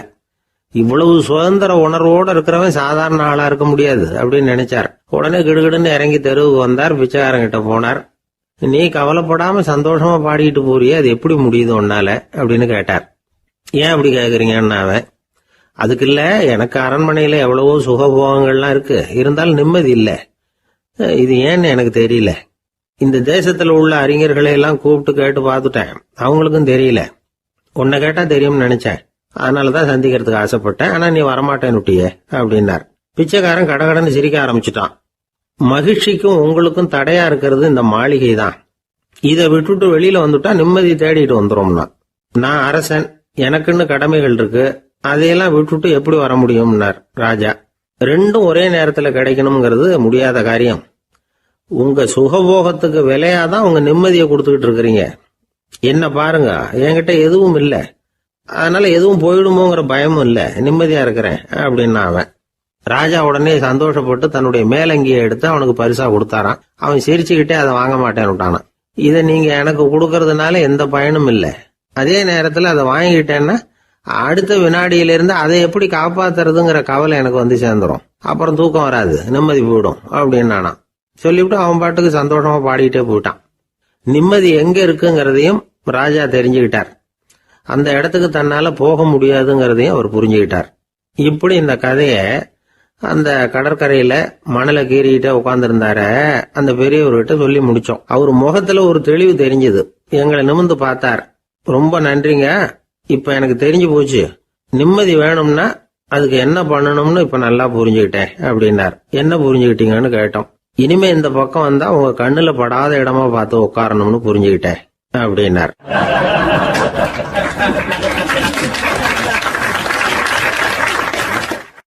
ஒரு சன்னியாசி, அவரு ஒரு நாள் ஒரு கனவு கண்டாராம். அந்த கனவுல அவர் சொர்க்கத்துக்கு போறார். அங்க ஒரு பெரிய திருவிழா நடந்துகிட்டு இருக்குது. எங்க பார்த்தாலும் அலங்கார வளைவுகள், வண்ணமயமான விளக்குகள், பாதைகள் பூரா மலர்கள், எல்லா கட்டடங்களும் ஒளிமயம். அவ்வளவு கோலாகலமா பிரம்மாண்டமா அந்த திருவிழா நடந்துகிட்டு இருக்குது. அது என்ன திருவிழாங்கிறது இந்த சன்னியாசிக்கு புரியல. அங்க எதிரில் வந்துகிட்டு இருந்த ஒருத்தரை நிறுத்தி, என்ன விசேஷம் இங்க அப்படின்னு விசாரிச்சாராம். உனக்கு தெரியாத விஷயம், இன்னைக்கு இறைவனுக்கு பிறந்த நாள், அதை தான் எல்லாரும் சேர்ந்து கொண்டாடுறோம். இதுக்காக பிரம்மாண்டமான ஊர்வலம் ஒன்று வரப்போகுது, இறைவனே அந்த ஊர்வலத்தில் கலந்துக்கிறார் அப்படின்னார் அவர். உடனே அந்த சன்னியாசி ஒரு மரத்து நிழல்ல ஒதுங்கி நின்றுக்கிட்டார். ஊர்வலம் வந்துகிட்டு இருக்குது. முதல்ல ஒரு குதிரை வந்துகிட்டு இருக்கு, அது மேலே ஒருத்தர் உட்காந்துருக்கிறார். அவருக்கு பின்னாடி நிறைய பேர் கூட்டமாக வந்துகிட்டு இருக்கிறாங்க. இவ்வளவு கூட்டம் இவர் பின்னாடி வருதே, யார் இவர் அப்படின்னு கேட்டார். ஒரு மதத்தின் பெயரை சொல்லி, இவர் அந்த மதத்தின் தலைவர், அவரை பின்பற்றுகிற மக்கள் கூட்டம் பின்னாடி வந்துகிட்டு இருக்குது அப்படின்னு விவரம் சொல்லியிருக்கிறாங்க. இவங்களுக்கு அடுத்தபடியா இன்னொரு குதிரையில் ஒருத்தர் வந்துகிட்டு இருக்கிறார். அவருக்கு பின்னாடி ஏகப்பட்ட கூட்டம். இவர் யாருங்க அப்படின்னு கேட்டிருக்கார் சன்னியாசி. அங்கே இருக்கிறவங்க விவரம் சொல்லியிருக்கிறாங்க. இன்னொரு மதத்தின் பெயரை சொல்லி, இவர் அந்த மதத்தினுடைய தலைவர், அவர் வழியை பின்பற்றுகிறவர்கள் அவர் பின்னாடி கூட்டமாக வந்துகிட்டு இருக்கிறாங்க அப்படின்ட்டு இருக்காங்க. இப்படி ஒவ்வொருத்தராக குதிரை மேலே வந்துக்கிட்டே இருக்கிறாங்க. அவங்கள பின்பற்றியும் ஒவ்வொரு கூட்டம் வந்துக்கிட்டே இருக்குது. அந்த பெரிய ஊர்வலம் அது பாட்டுக்கு போய்கிட்டு இருக்குது. கடைசியாக அது முடிஞ்சது ரொம்ப நேரம் கழித்து. அதுக்கப்புறம் கொஞ்சம் நேரம் கழித்து ஒரு வயசான ஆள் குதிரை மேலே வந்துக்கிட்டு இருக்கிறார். ஆனால் அவருக்கு பின்னாடி யாருமே இல்லை. அவர் பரிதாபமாக தனியாக வந்துக்கிட்டு இருக்கிறார். அவர் அந்த ஊர்வலத்தை சேர்ந்தவரா இல்லையாங்கிறதே தெரியல. இவர் யார், இவர் ஏன் இப்படி தனியாக வந்துக்கிட்டு இருக்கிறார் அப்படின்னு கேட்டிருக்கார் அந்த சன்னியாசி. என்னது இப்படி கேட்குறீங்க, இவர் தான் கடவுள், இவருக்காக தான் இன்னைக்கு இந்த ஊர்வலமே நடக்குது, இவருக்கு தான் இன்னைக்கு பிறந்த நாள், முன்னாடி போகிற ஊர்வலம் பூரா இவருடைய பிறந்த நாளை கொண்டாடுறதுக்காக தான் அப்படின்ட்டு இருக்காங்க. இதை கேட்டதும் அந்த சன்னியாசிக்கு திடுக்குன்னு தூக்கி போட்டிருக்கு. இது வரைக்கும் கனவு கண்டுகிட்டு இருந்தவர் முடிச்சுக்கிட்டார். அதுக்கப்புறம் தான் யோசிச்சு பார்த்துருக்கார். உண்மைதான், மக்கள் எல்லாரும் பக்தி மார்க்கத்தில் போகிறதா நினச்சிக்கிட்டு பாதை மாறி போயிட்டு இருக்கிறாங்க. கடவுளை பின்பற்றுவதாக நினைக்கிறாங்க பக்தர்கள். ஆனால் கடவுளுக்கு பின்னாடி யாருமே இல்லை. இன்னமும் இயல்பா இதை பற்றி யோசிச்சு பார்த்தா, உண்மைக்கு பின்னாடி தான் நான் போய்கிட்டு இருக்கேன் அப்படின்னு நிறைய பேர் சொல்கிறாங்க. ஆனால் அந்த உண்மை அனாதையாக போய்கிட்டு இருக்குது. அப்படி ஆயிட்டுது உலகம். இந்த காலத்துலேயும் ஒரு ஊர்வலம், ஒரு பெரிய மனுஷருக்கு பிறந்த நாள் விழா. அவர் குதிரை மேலே ஏறி முன்னாடி போயிட்டுருக்கிறார். அவருக்கு பின்னாடி ஒரு 100 பேர் தொண்டர்கள். அவங்க பாட்டுக்கு போகிறாங்க. எல்லாம் பணம் கொடுத்து ஏற்பாடு பண்ணவங்க. எல்லாம் பணம் வாங்கிட்டு முன்னாடி போயிட்டுருக்குறாங்க. கொஞ்சம் தூரம் நடந்ததும் கால் வலிக்க ஆரம்பிச்சுட்டுது. ஒவ்வொருத்தரும் அப்படியே ஒதுங்க ஆரம்பிச்சிட்டாங்க. அதான் முன்னாடியே பணம் கிடச்சிட்டுதே, இனிமேல் ஒதுங்கினா என்னன்னு ஒதுங்கிட்டாங்க. ஒரு கட்டத்தில் குதிரையில் போகிறவர் தற்செயலாக திரும்பி பார்க்குறாரு. பின்னாடி யாருமே இல்லை. எல்லோரும் ஓடி போயிட்டாங்க. ஒரே ஒரு ஆள் மட்டும் ரொம்ப விசுவாசமாக பின்னாடி நடந்து வந்துக்கிட்டு இருந்தான். ஏன்ப்பா நீ மட்டும் வந்துக்கிட்டு இருக்கிறியே, நீ வீட்டுக்கு போகலையான்னு கேட்டிருக்காரு அவர். நீங்கள் அந்த குதிரையையும் அதுக்குள்ள வாடகை பணத்தையும் கொடுத்துட்டீங்கன்னா நானும் போயிடுவேன் அப்படின்னு நானும் இந்த ஆள்.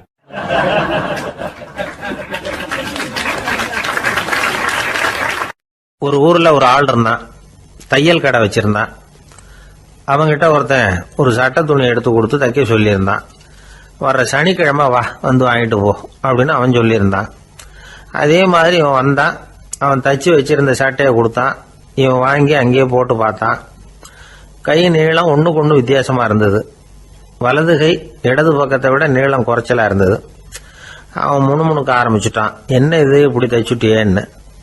இதுக்கு அவன் சொன்னான், ஐயையோ இதுக்காகவா சங்கடப்படுறீங்க, வலது கையை மட்டும் கொஞ்சம் உள்ள இழுத்தாப்புல வச்சுக்கிட்டீங்கன்னா சரியா போகுது. மற்றபடி அந்த சட்டையில் உள்ள கலை அம்சத்தை கவனிங்க, எவ்வளோ அற்புதமாக தைச்சிருக்கேன் பாருங்க. ஒரு சின்ன குறைய இப்படிலாம் பொருட்படுத்த வேண்டியதில்லை. நான் சொன்னது மாதிரி கையை கொஞ்சம் உள்ள இழுத்தது மாதிரி வச்சுக்கிட்டு நடந்து போங்க, ஜோராக இருக்கும் அப்படின்னா. அவனும் யோசிச்சு பார்த்தான். சரியான யோசனையாக தான் தோணுச்சு.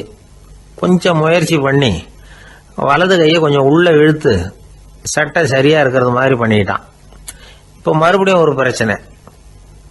வலது கையை உள்ள இழுத்த மாதிரி அப்படியே வச்சுக்கிட்டதும் முதுகு பக்கம் கொஞ்சம் துணி தளர்த்தியாக தொங்குறது மாதிரி தெரிஞ்சுது. என்ன இது, முதுகு பக்கம் துணி குவிஞ்சுட்டுதே, தொங்குதே அப்படின்னா மறுபடியும், அடடா இதுக்காகவா கவலைப்படுறீங்க, உடம்பு அதுக்கு தகுந்த மாதிரி கொஞ்சம் வளைச்சிக்கிட்டா சரியா போடுது. இதுக்காக அந்த அழகான தையலை பிரித்து அதில் உள்ள கலை அம்சத்தை கெடுக்கிறதுக்கு என் மனசு இடம் தரல. எவ்வளவுக்கு தளர்த்தியா இருக்கோ அவ்வளவுக்கு கொஞ்சம் உடம்ப வளைச்சி அப்படி குனிஞ்சது மாதிரி போங்க போதும் அப்படின்னா. அதுவும் நல்ல யோசனையாக தான் பட்டுது இவனுக்கு. சரின்னு சொல்லிவிட்டு புறப்பட்டான். தெருவில் இறங்கினான். கையை கொஞ்சம் உள்ள இழுத்தான். உடம்ப கொஞ்சம் முன்னால் வளைச்சான். சட்டைக்கு தகுந்த மாதிரி உடம்ப பண்ணிக்கிட்டான். மெதுவாக நடந்து போகிறான். இப்போ எதிரில் இன்னொருத்தன் வரான். இவனை பார்க்குறான். இவன் போட்டிருக்கிற சட்டையை பார்க்குறான். ஆஹா அற்புதம்ங்கிறான். சும்மா சொல்லக்கூடாது, ரொம்ப நல்லா இருக்குது நிச்சயமா. இது இந்த ஊர் மேல தெருவில் இருக்கிற ஒருத்தன் இருக்கானே, அவன் தைச்சதா தான் இருக்கணும் அப்படின்னா. இதை கேட்டதான் அவனுக்கு ஆச்சரியம். எப்படி அவ்வளவு கரெக்டாக கண்டுபிடிச்சிங்க அப்படின்னு கேட்டிருக்கான். இதுக்கு அந்த வழிபோக்கன்னு சொன்னானா, அவன் ரொம்ப கெட்டிக்காரன். உங்களை மாதிரி உடம்பும் கையும் வளைஞ்சு போன ஒரு ஆசாமிக்கு அவனை தவிர வேற யாராலேயும் இவ்வளவு பொருத்தமான ஒரு சட்டையை தைக்க முடியாது அப்படின்னானா. பாருங்க, அவனுக்காக இவன் அனுசரிக்க போய் இவனோட நிலைமை எப்படி ஆயிடுது பாருங்க. இதே மாதிரி தான் சில சடங்குகளும் சம்பிரதாயங்களும் நம்மளை கோமாளி ஆக்கி விட்டுரும். எதுவா இருந்தாலும் அதுல அறிவுபூர்வமான அணுகுமுறை அவசியம். ஒரு நர்ஸ் அவசரமா ஓடி டாக்டர் கிட்ட சொல்லிச்சான், டாக்டர் ஒரு தப்பு நடந்து போச்சு, 10ஆம் நம்பர் பெட்ல இருக்கிற பேஷண்ட்டுக்கு காலில் ஆபரேஷன் பண்றதுக்கு பதிலாக கையில் ஆபரேஷன் பண்ணி விட்டீங்க. கை ஆபரேஷன் பண்ணிக்க வேண்டிய ஆள் 7ஆம் நம்பர் பெட்ல இருக்கார் அப்படின்னு தான். அதுக்கு ஒரு பதட்டப்படாம சொன்னாராம், பரவாயில்ல இவரை தூக்கி 7ஆம் நம்பர் பெட்ல போட்டுரு அப்படின்னாராம்.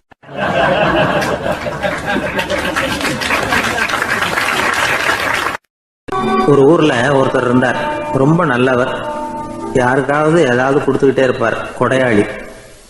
தினமும் யாராவது ஒருத்தருக்கு ஏதாவது கொடுக்கலன்னா அவருக்கு தூக்கம் வராது. அப்படி ஒரு பழக்கம். அது மட்டும் இல்லை, அவர் கொடுக்கறது அடுத்தவங்களுக்கு தெரியாது. அவ்வளவு ரகசியமா அதை கொடுப்பார். வலது கை கொடுக்கறது இடது கைக்கு தெரியக்கூடாதுன்னு சொல்லுவாங்கல்ல, அது மாதிரி அவர். ஒரு நாள் ராத்திரி அவர் ஏற்கனவே தயாராக கட்டி வச்சிருந்த பணம் முடிச்ச கையில் எடுத்துக்கிட்டு வீட்டை விட்டு வெளியில் வந்தார். தெருவில் இறங்கி நடந்தார். இன்னைக்கு யாருக்கு தர்மம் செய்யறது அப்படின்னு யோசனை பண்ணிட்டு இருட்டில் நடந்து வந்துகிட்டு இருக்கிறார். யாரோ ஒருத்தர் எதிரில் வர்றது மாதிரி தெரிஞ்சுது. உடனே அவர் கிட்ட போனார். தன்கிட்ட இருந்த பணம் முடிச்சு அவசரமா அவர் கையில் திணிச்சுட்டு திரும்பி வந்துட்டார். அப்பாடா, ஒரு வழியா யாருக்கும் தெரியாம இன்னைக்கு தர்மம் பண்ணியாச்சு அப்படிங்கிற மகிழ்ச்சி, மன நிறைவு அவர் முகத்தில்.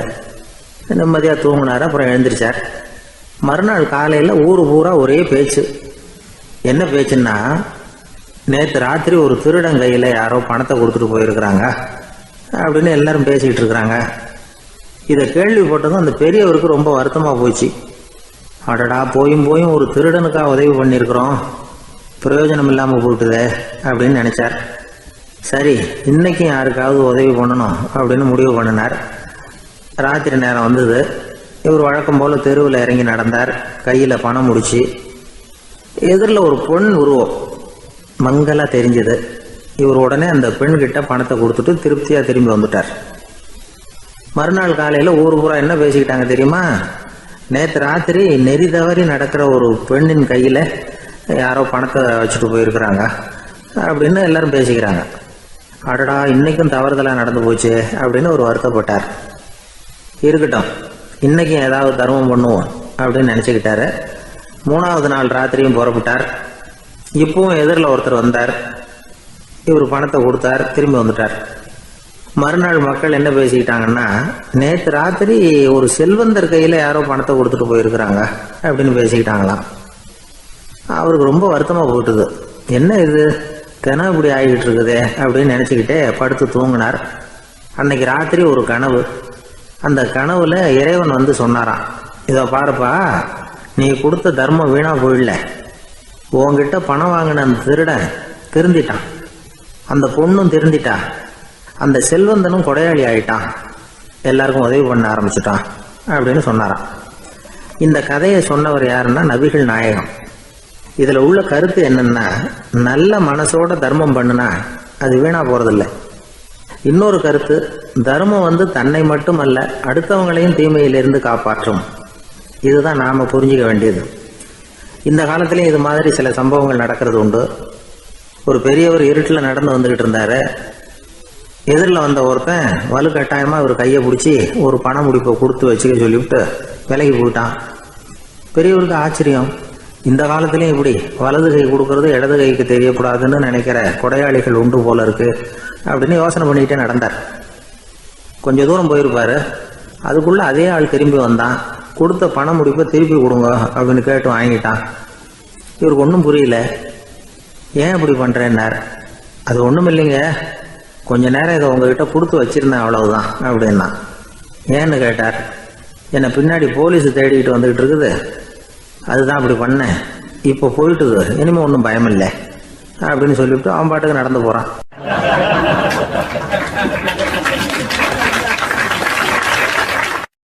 தான் மட்டும் வாழ்ந்தா போதும் அப்படின்னு நினைக்கிறவங்களும் உண்டு. தானும் வாழணும், அடுத்தவங்களும் வாழணும் அப்படின்னு நினைக்கிறவங்களும் உண்டு. முதல்ல சொன்ன வகையை சேர்ந்த மனிதர்கள் எப்படி தெரியுமா? எப்படியாவது தான் மட்டும் வாழ்ந்தால் போதுங்கிற நினைப்பு தான் எப்பவும் அவங்களுக்கு இருக்கும். தங்களுடைய வளர்ச்சிக்கு எது தடையா இருந்தாலும் சரி, யார் தடையா இருந்தாலும் சரி, அதை அழிச்சுட்டு தான் மறுவேலை பார்ப்பாங்க. அவங்கெல்லாம் பாவ காரியங்களுக்கு தயங்குறதே இல்லை. அப்படிப்பட்ட வாழ்க்கை அவங்களுக்கே இடைஞ்சல அமைஞ்சு விடுறது உண்டு. அதை விளக்கறதுக்கு ஒரு கதையும் உண்டு. ஒரு ஊர்ல அப்படிப்பட்ட ஆள் ஒருத்தன் இருந்திருக்கான். நிறைய பாவங்களை செஞ்சவன். அதன் காரணமா நரகப்படுகொழியில விழுந்துட்டான். நரகப்படுகொழிங்கிறது ஒரு பெரிய கிணறு மாதிரி. ஏற்கனவே பாவம் செஞ்சவங்க நிறைய பேர் அதில் விழுந்து கிடக்குறாங்க. உள்ள ஏகப்பட்ட சத்தம், எல்லாம் அந்த பாவாத்மாக்கள் போடுற சத்தம். இப்போ விழுந்தானே, இவனும் சத்தம் போட்டான். இவன் போடுற சத்தம் கொஞ்சம் அதிகமாக கேட்டுது. இந்த கிணத்துக்கு பக்கத்துல புத்தர் உட்கார்ந்துருக்கிறார். அவர் காதுல இவன் போடுற சத்தம் விழுந்தது. உடனே அந்த கிணத்தடிக்கு போனார். குனிஞ்சு பார்த்தார். சாமி, என்னை காப்பாத்துங்க அப்படின்னு கத்தனா இவன். புத்தர் அவனை கொஞ்சம் கவனிச்சு பார்த்தார். மனித சமுதாயத்துக்கு அவன் என்னென்ன கெடுதல் பண்ணியிருக்கிறாங்கிற விவரம்லாம் அவர் மனக்கண்ணில் தெரிஞ்சது. அவருக்கு எல்லாம் புரிஞ்சு போச்சு. இருந்தாலும் அவனை காப்பாத்துறதுக்கு ஏதாவது வழி உண்டா அப்படின்னு யோசிச்சார். அவன் தன்னுடைய வாழ்நாளில் ஏதாவது நல்லது செஞ்சிருக்கானா அப்படின்னு பார்த்தார். ஒரே ஒரு சமயம் அவன் தன்னுடைய காலடியில மிதிபட இருந்த சிலந்தியை மிதிக்காமல் தாண்டி போயிருக்கிறான். இந்த ஒரு காரியத்துக்காக அவனை கரையேற்ற முடியுமா அப்படின்னு நினைச்சார். அவ்வளவுதான். உடனே அவர் கையில ஒரு சிலந்தி வந்து உட்கார்ந்துதான். அதுகிட்ட இருந்து நூல் இழை வெளிவர ஆரம்பிச்சது. அந்த நூல் இழை கிணற்று ஆழம் வரைக்கும் அப்படியே நீண்டுகிட்டே போச்சான். புத்தர் பார்த்தார். இந்த நூலை பிடிச்சிக்கிட்டு மேலே ஏறி வா அப்படின்னார். என்னங்க சொல்றீங்க, இந்த சிலந்தி நூல் என்ன தாங்குமான்னு கத்தினான். எல்லாம் தாங்கும், அதை பிடிச்சிக்கிட்டு ஏறி வா அப்படின்னார். சந்தேகத்தோடவே அவன் அந்த நூலிழைய பிடிச்சி இழுத்து பார்த்தான். ரொம்ப வலுவா இருந்தது. அவனுக்கு ஆச்சரியம். அதை பிடிச்சிக்கிட்டே மெதுவா மேலே ஏறி வர ஆரம்பிச்சுட்டான். பாதி தூரம் ஏறி வந்திருப்பான். அப்போ அவன் காலுக்கு கீழே ஏதோ சத்தம். என்னன்னு குனிஞ்சு பார்க்கறான். கீழே கிடந்தவங்க சில பேரும் அந்த நூலை பிடிச்சி மேலே வந்துகிட்டு இருக்கிறாங்க. இவனுக்கு கோபம் வந்துட்டுது. தன்னுடைய இடுப்புல வச்சிருந்த கத்தியை எடுத்து தன்னுடைய காலுக்கு கீழே நூல் இழையை அப்படியே வெட்டி விட்டுட்டான். இனிமே நாம மட்டும்தான் மேலே ஏறி வந்துடணும் அப்படின்னு நினைச்சுக்கிட்டான். ஆனா நடந்தது என்ன தெரியுமா? மொத்த நூல் இழையும் அப்படியே அருந்து கீழே விழுந்துட்டுது. அவனும் பொத்துன்னு கீழே விழுந்துட்டான். மறுபடியும் கத்த ஆரம்பிச்சுட்டான். ஏற்கனவே அவன் செஞ்சிருந்த ஒரு சிறு கருணை அந்த நூல் இழைக்கு உறுதியை கொடுத்தது. இப்போ அவன் செஞ்ச பாவம் அந்த நூல் இழைய வலுவிழக்க செஞ்சுட்டுது. அடுத்தவங்களும் வாழணுங்கிற எண்ணம் அவனுக்கு இருந்திருந்தா இப்போ அவனும் கரையேறி வந்திருப்பான், மற்றவங்களும் சௌக்கியமா வந்து சேர்ந்திருப்பாங்க. அதனால நாமும் வாழணும், அடுத்தவங்களும் வாழணும் அப்படின்னு நினைக்கிறவன் வாழ்க்கையில சீக்கிரம் முன்னுக்கு வந்துடுவான். ஒருத்தன் ஒரு டாக்டர் கிட்ட போனான், மருந்து வாங்கினான். வாங்கி கொண்டாந்து பேசாம வச்சுட்டான், சாப்பிடல. அப்புறம் எதுக்காகப்பா போய் அவர்கிட்ட மருந்து வாங்கினேன் அப்படின்னு கேட்டாங்க. டாக்டர் வாழணும் இல்லையா, அதனாலதான் அப்படின்னா. அவர் கொடுத்த மருந்து நீ ஏன் சாப்பிடல அப்புறம் அப்படின்னு கேட்டாங்க. நான் வாழணும் இல்லையா, அதுக்காக தான் அப்படின்னா.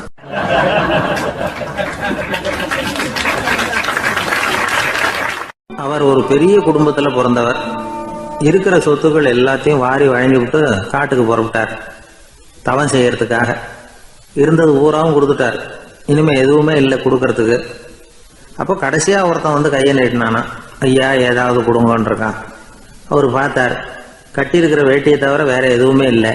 8 முழம் பட்டு வேட்டி, ஜரிகை கரையோடு இருக்குது. கடைசியா அதை தான் எடுத்துக்கிட்டு அவர் புறப்பட்டு இருக்கார். அவர் பார்த்தார், எதிரில் அவன் பரிதாபமா நின்றுகிட்டு இருக்கிறான். அந்த 8 முழ வேட்டியை 2ஆ கிழிச்சார். 4 முழத்தை அவங்ககிட்ட கொடுத்தாரு. மீதி 4 முழத்தை தன்னுடைய இடுப்புல கட்டிட்டு அவர் காட்டுக்கு போயிட்டார். இவன் என்ன பண்ணான் தெரியுமா? கையில கிடைச்ச 4 முழத்தை எடுத்துக்கிட்டு கடை வீதிக்கு போனான். பழைய பட்டு வேட்டி ஜருகை இதையெல்லாம் விலைக்கு வாங்குற வணிகர் ஒருத்தர் இருக்கார். அவர்கிட்ட போனான். இதை விலைக்கு எடுத்துக்கிறீங்களா அப்படின்னு கேட்டிருக்கான். அவர் வாங்கி பார்த்துருக்கார். ஆஹா, இது ரொம்ப அருமையான வேட்டி, விலை உயர்ந்த ஜருகை, இது ஏது உனக்கு அப்படின்னு கேட்டாரான். அவன் நடந்தது சொல்லியிருக்கான். அப்படின்னா ஒன்று செய்ய, இந்த வேட்டியோட இன்னொரு பாதியையும் மெதுவாக வாங்கிட்டு வந்துரு, உனக்கு நிறைய பணம் தர்றேன் அப்படின்னாரான் அந்த வணிகர். இவன் கொஞ்சம் யோசனை பண்ணி பார்த்தான். கொஞ்சம் இருங்க, தான் வந்துடுறேன் அப்படின்னு சொல்லிவிட்டு நேராக காட்டுக்கு போனான். அவர் எங்கே இருக்காருன்னு தேடி கண்டுபிடிச்சான். அவர் ஒரு இடத்துல தவக்கோலத்தில் இருக்கிறார். கட்டியிருந்த இடவேட்டியும் அவர் அறியாமல் நழுவி கீழே விழுந்து கிடக்குது. இவனுக்கு ரொம்ப வசதியாக போச்சு. அவரை கேட்க வேண்டிய அவசியமே இல்லை. மெதுவாக சத்தம் போடாமல் அடி மேலே அடி வச்சு நெருங்கினான். அவர் கண்ணை மூடிக்கிட்டு அவர் பாட்டு நின்றுட்டு இருக்கிறார். இவன் மெதுவாக போய் கீழே கிடந்த அந்த துணியை எடுத்துக்கிட்டு சத்தம் போடாமல் திரும்பி நடந்தான். ஒரு 2-3 அடி எடுத்து வச்சிருப்பான். அப்படி ஓட ஆரம்பிக்கிற சமயத்தில் அவன் காலில் கீழே கிடந்த முள்ளு ஒன்று நறுக்குன்னு தச்சு விட்டுது. வலி தாங்க முடியாமல் அம்மான்னு கத்திருக்கான். இந்த சத்தத்தினால கண்ணை மூடி நின்றுகிட்டு இருந்த அவரோட தவம் கலைஞ்சது. மெல்ல கண்ணை திறந்து பார்க்கிறார். தன் இடையில இருந்த வேட்டி அவன் கையில் இருக்கு. இப்போ அவர் நினைக்கிறார். என்ன நினைக்கிறாருன்னா, இந்த வேட்டி மீது நான் வைத்த ஆசை அல்லவா அவனை திருடனாக ஆக்கி விட்டது அப்படின்னு நினைச்சாராம். இந்த வேட்டி மேல நாம வச்ச ஆசை அவனை திருடும்படி ஆக்கி விட்டதே அப்படின்னு நினைச்சாராம். இது எப்பேற்பட்ட மனநிலை அப்படிங்கிறத கொஞ்சம் யோசனை பண்ணி பாருங்க. தான் ஒரு பொருள் மேல வச்ச பற்று இன்னொரு மனிதன் திருடனாக ஆகிறதுக்கு காரணம் ஆயிட்டுதேன்னு நினைக்கிறார். அப்படி நினைச்ச அந்த பெரியவர் யார் தெரியுமா? அவர் தான் மகாவீரர். இழந்துட்டேங்கிறிய, நீ என்னத்தை கொண்டுகிட்டு வந்த எங்க இழந்துடுறதுக்கு? நீ என்னத்தை உண்டாக்குன இது அழிஞ்சுட்டுதுன்னு சொல்றதுக்கு? இதுதான் அவருடைய சிந்தனை. இன்றைக்கு நம்ம சிந்தனையெல்லாம் வேற மாதிரி இருக்குது. ஒருத்தன் நடுத்தருவில் உட்காந்து அழுதுகிட்டு இருந்தான். அந்த வழியா வந்தவர் ஒருத்தர், ஏன்பா அழறேன்னு கேட்டாராம். 5 ரூபா சார், இந்த இடத்துல விழுந்துட்டுது, ரொம்ப நேரமா தேடுறேன், கிடைக்காது போல இருக்கு அப்படின்னு சொல்லிவிட்டு அழறான். எப்போ தொலைஞ்சதுன்னு கேட்டாராம் அவரு. அது எனக்கு தெரியாது சார், பணத்தை தொலைச்சவன் தேடி பார்த்துட்டு போயிட்டான், நான் அவனுக்கு பின்னாடி தேட வந்தவன் அப்படின்னு நானா இவன்.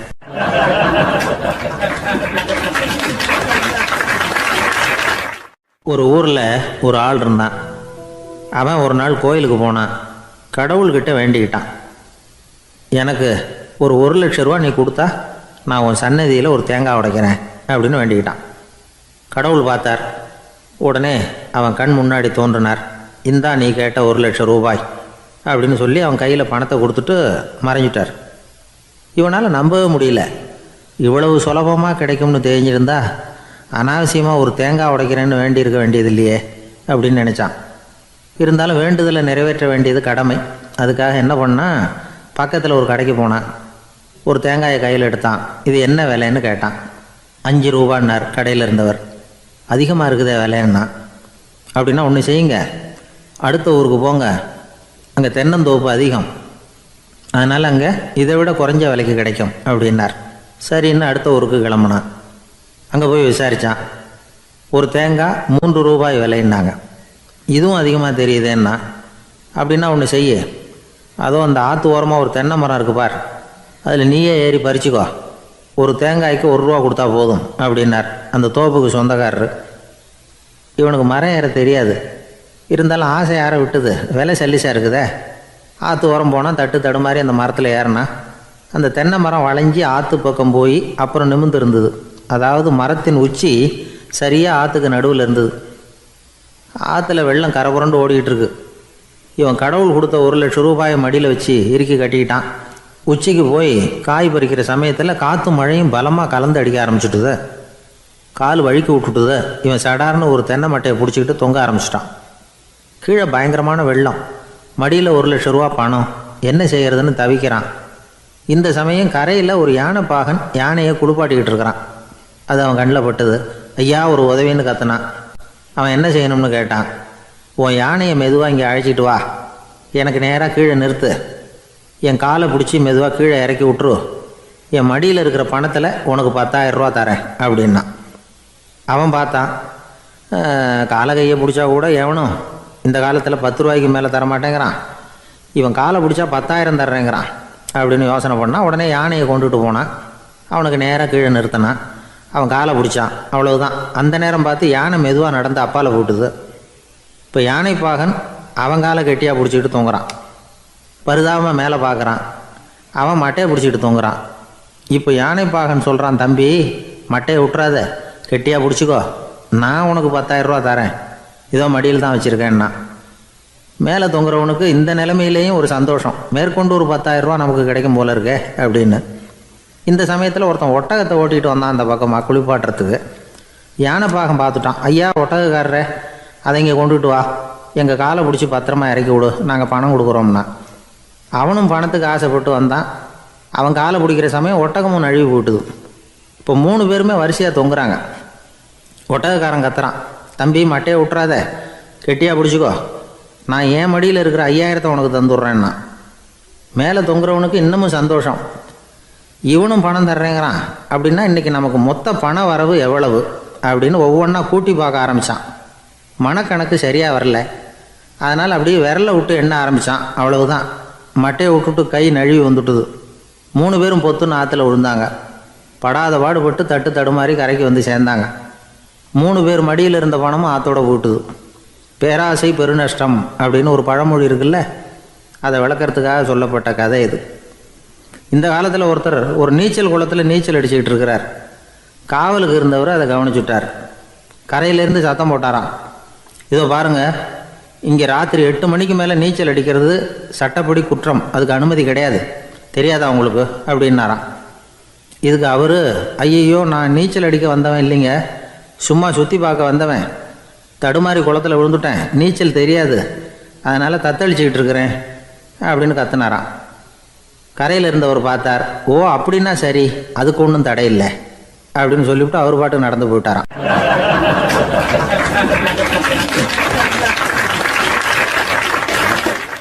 நம்மளை மாதிரி ஒரு ஆசாமி அவன் நம்மளை மாதிரியே கற்பனை பண்ணான். அதாவது நாம தான் இந்த உலகத்தில் ரொம்பவும் கஷ்டப்படுறோம், மற்றவங்க எல்லாம் சந்தோஷமா இருக்கிறாங்க அப்படின்னு அவன் நினச்சிக்கிட்டான். அவன் ஒரு நாள் கடவுளை வேண்டிக்கிட்டானா, சுவாமி இந்த உலகத்தில் எவ்வளவோ பேர் இருக்கிறாங்க, ஒவ்வொருத்தருக்கும் ஒவ்வொரு விதமான கஷ்டம் இருக்கலாம், ஒத்துக்கிறேன், இருந்தாலும் எனக்கு அது கொஞ்சம் அதிகமாக இருக்கிறது மாதிரி தெரியுது, அதனால நீங்க எனக்காக ஒரு சின்ன உதவி செஞ்சா போதும்.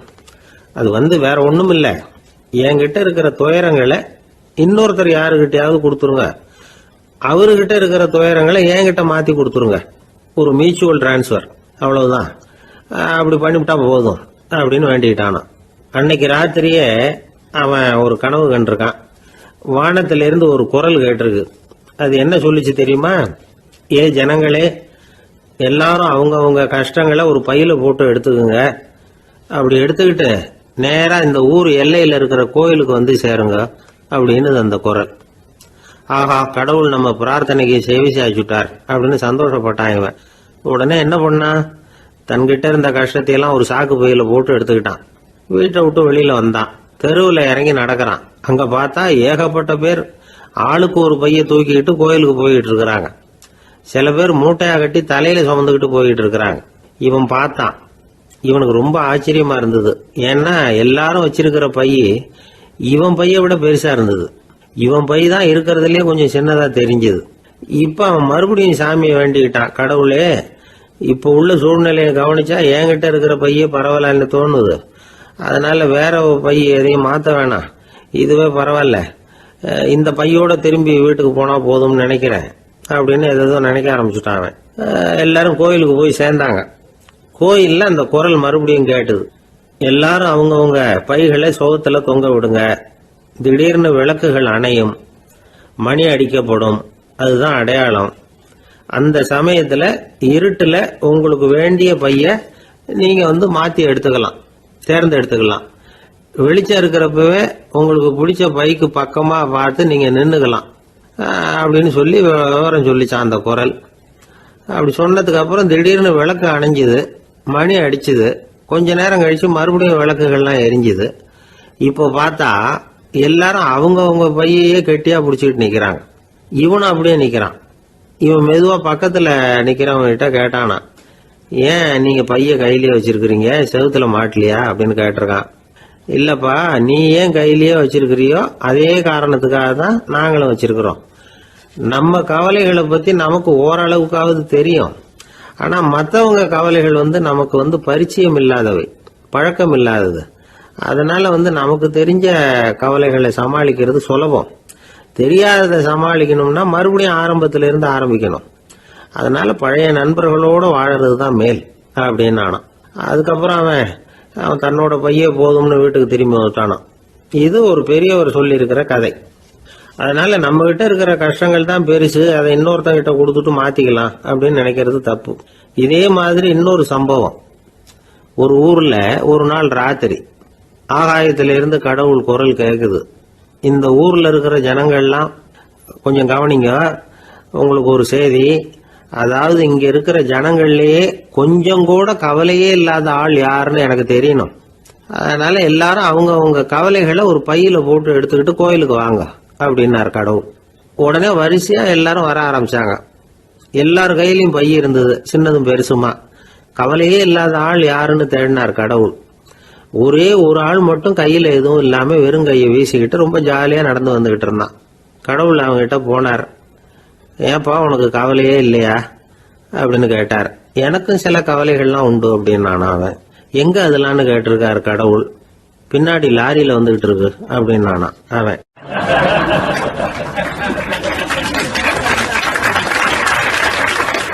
அசோக மன்னர் வந்துகிட்டு இருக்கார். அவருடைய ஆலோசகர்கள் எல்லாம் பக்கத்துல வந்துகிட்டு இருக்கிறாங்க. அந்த சமயத்துல எதிரில் ஒரு புத்த பிக்ஷு வர்றார். அசோகர் பாக்குறார். ஓடி போய் அவர் காலில் விழுந்து வணங்குறார்.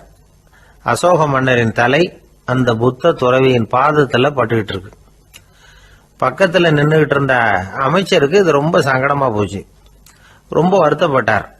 நம்ம அசோக சக்கரவர்த்தி எப்பேற்பட்டவர், அவரோட தலை ஒரு சன்னியாசியின் பாதத்துல படுறதா அப்படின்னு நினைச்சு ரொம்ப கவலைப்பட்டார். அரண்மனைக்கு திரும்பினதும் அமைச்சர் மெதுவா ஆரம்பிச்சார். அரசே, எனக்கு ரொம்ப வருத்தமா இருக்குது அப்படின்னார். எதுக்குன்னார் மன்னர். அசோக சக்கரவர்த்தியின் தலை, அதாவது அந்த சிரம் ரொம்ப மதிப்புமிக்க ஒன்று.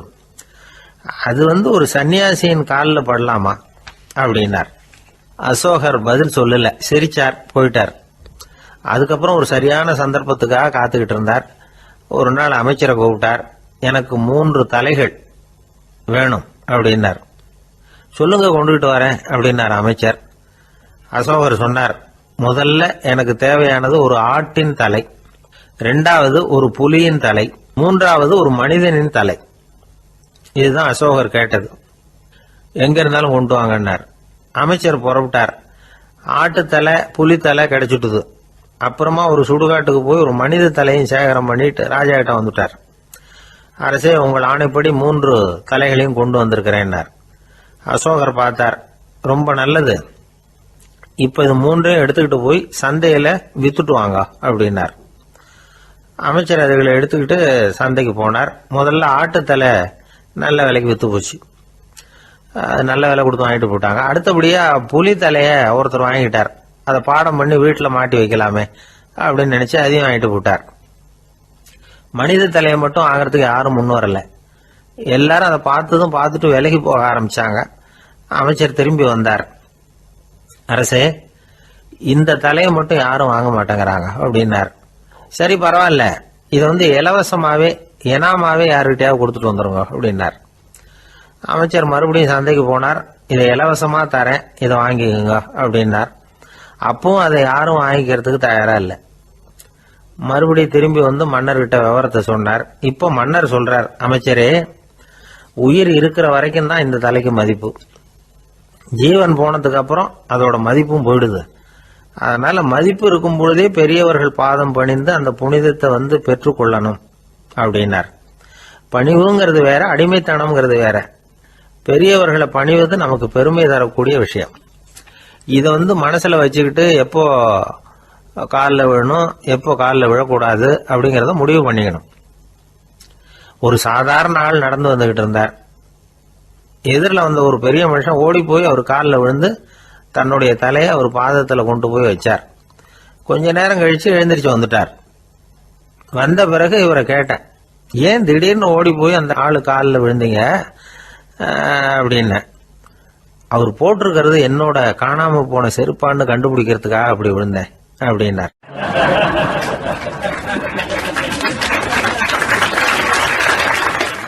ஒரு காட்டுல ஒரு நரி இருந்தது. ஒரு நாள் காலை நேரம் அது தன்னுடைய இருப்பிடத்திலிருந்து வெளியில வந்தது. கொஞ்ச தூரம் நடந்து வந்தது. அப்பதான் அது தன்னோட நிழலை கவனிச்சு பார்த்தது. பார்த்தா அது ரொம்ப நீளமா பெருசா இருக்குது. காலை நேரத்துல நிழல் அப்படித்தானே இருக்கும். ஆனா அந்த நரிக்கு அந்த விஷயம் தெரியல. தன்னுடைய நீண்ட பெரிய நிழலை பார்த்து ஆச்சரியப்பட்டது. ஆஹா, நாம இவ்வளவு பெருசாவா இருக்கிறோம் அப்படின்னா என்னுடைய காலை சாப்பாட்டுக்கு ஒரு யானை இல்லைன்னா ஒரு ஒட்டகம் கிடைச்சாதான் சரியா இருக்கும் போல இருக்கு அப்படின்னு முடிவு பண்ணிட்டுது. உடனே ஒரு யானை அல்லது ஒட்டகத்தை தேடி அலைஞ்சது, எங்க கிடைக்கும்னு. கிடைக்கவே இல்லை. மத்தியானம் 12 மணி ஆயிட்டுது. பசியோடு அலையுது. இப்ப தன்னோட நிழலை பார்த்தது. அது மத்தியான நிழல் எப்படி இருக்கும், அது ரொம்பவும் குறுகி போய் தெரிஞ்சுது. உடனே அந்த நரி என்ன நினைச்சுக்கிட்டு தான் தெரியுமா, காலை ஆகாரம் சாப்பிடாததுனால நம்ம உடம்பு இப்படி அழிச்சு போட்டுதே அப்படின்னு நினைச்சுக்கிட்டு தான். கொஞ்ச நேரம் கழிச்சு மறுபடியும் தன்னுடைய நிழலை பார்க்குது.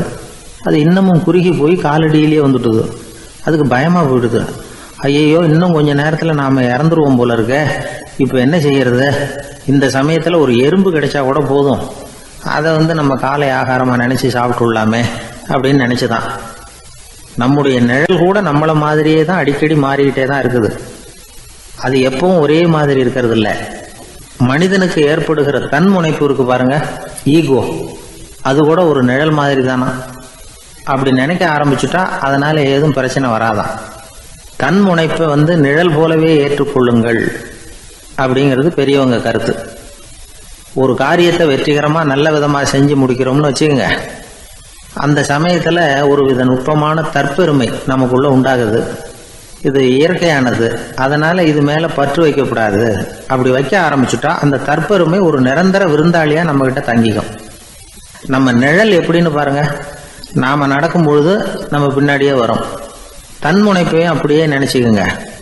நிழல் யாருக்கும் எந்த பிரச்சனையையும் உண்டாக்குறது இல்லை. ஆனா அந்த நிழலை கண்டே நாம பயப்பட ஆரம்பிச்சுட்டா நாம எதுலையும் வெற்றி காண முடியாது. நிழலோட சண்டை போடக்கூடாது. அது மாதிரி தன்முனைப்போடவும் நாம சண்டை போட வேண்டியதில்லை.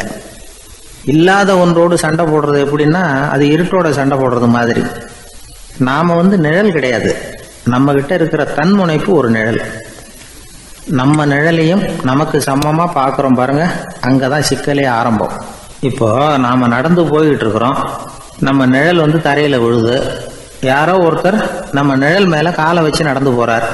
உடனே அவர்கிட்ட சண்டைக்கா போறோம், ஏண்டா என் நிழலை மிதிச்ச அப்படின்னு. நமக்கு தெரியும் அது நிழல் தாங்கிறது. அவர் உங்க மேல நடக்கல, உங்களுடைய நிழல் மேலதான் நடக்கிறார். அது மாதிரி உங்க தன்முனைப்பின் மேல யாராவது நடந்தா உங்களை அவமானப்படுத்துறதா நினைக்கிறீங்க. காரணம், நாமளும் நம்ம தன்முனைப்பும் ஒண்ணுங்கிற நினைப்பு தான் காரணம், மற்றபடி வேற ஒன்றும் கிடையாது. நம்ம நிழல் மேல நடக்கிறவர் நம்மளை காயப்படுத்துறது இல்லை. தன்முனைப்பை வேண்டாத ஒன்னாவும் பார்க்க வேண்டியதில்லை. அது இயற்கை. நிழலை உங்க முன்னாடி வைக்க வேணாம், அது உங்க பின்னாடியே இருக்கட்டும். நிழலின் நிழலாகி விடாதீர்கள், நீங்கள் நீங்களாகவே இருங்கள். இதுதான் சான்றோர் சிந்தனை. ஒரு பேருந்துல ஒரே நெரிசல். ஒருத்தர் பக்கத்துல நின்றுகிட்டு இருந்தவர்கிட்ட ரொம்ப பணிவா விசாரிச்சார், ஏன் சார் நீங்க ஏதாவது பெரிய உத்தியோகத்துல இருக்கிறீங்களா அப்படின்னார். அப்படிலாம் ஒண்ணும் இல்லைங்கன்னார் அவரு. அப்படின்னா வேற ஏதாவது அரசியல்ல பெரிய பதவியில் இருக்கிறீங்களா அப்படின்னு கேட்டார். அதுவும் இல்லைங்கன்னார். சரி, பணமாவது அதிகமா வச்சிருக்கீங்களா அப்படின்னு கேட்டார். அப்படிலாம் ஒன்றும் கிடையாது சார்னார் அவரு. அப்புறம் எதுக்குடா என் காலை மிதிச்சுக்கிட்டு இருக்கிற, எடுறா காலை அப்படின்னாராம் இவர்.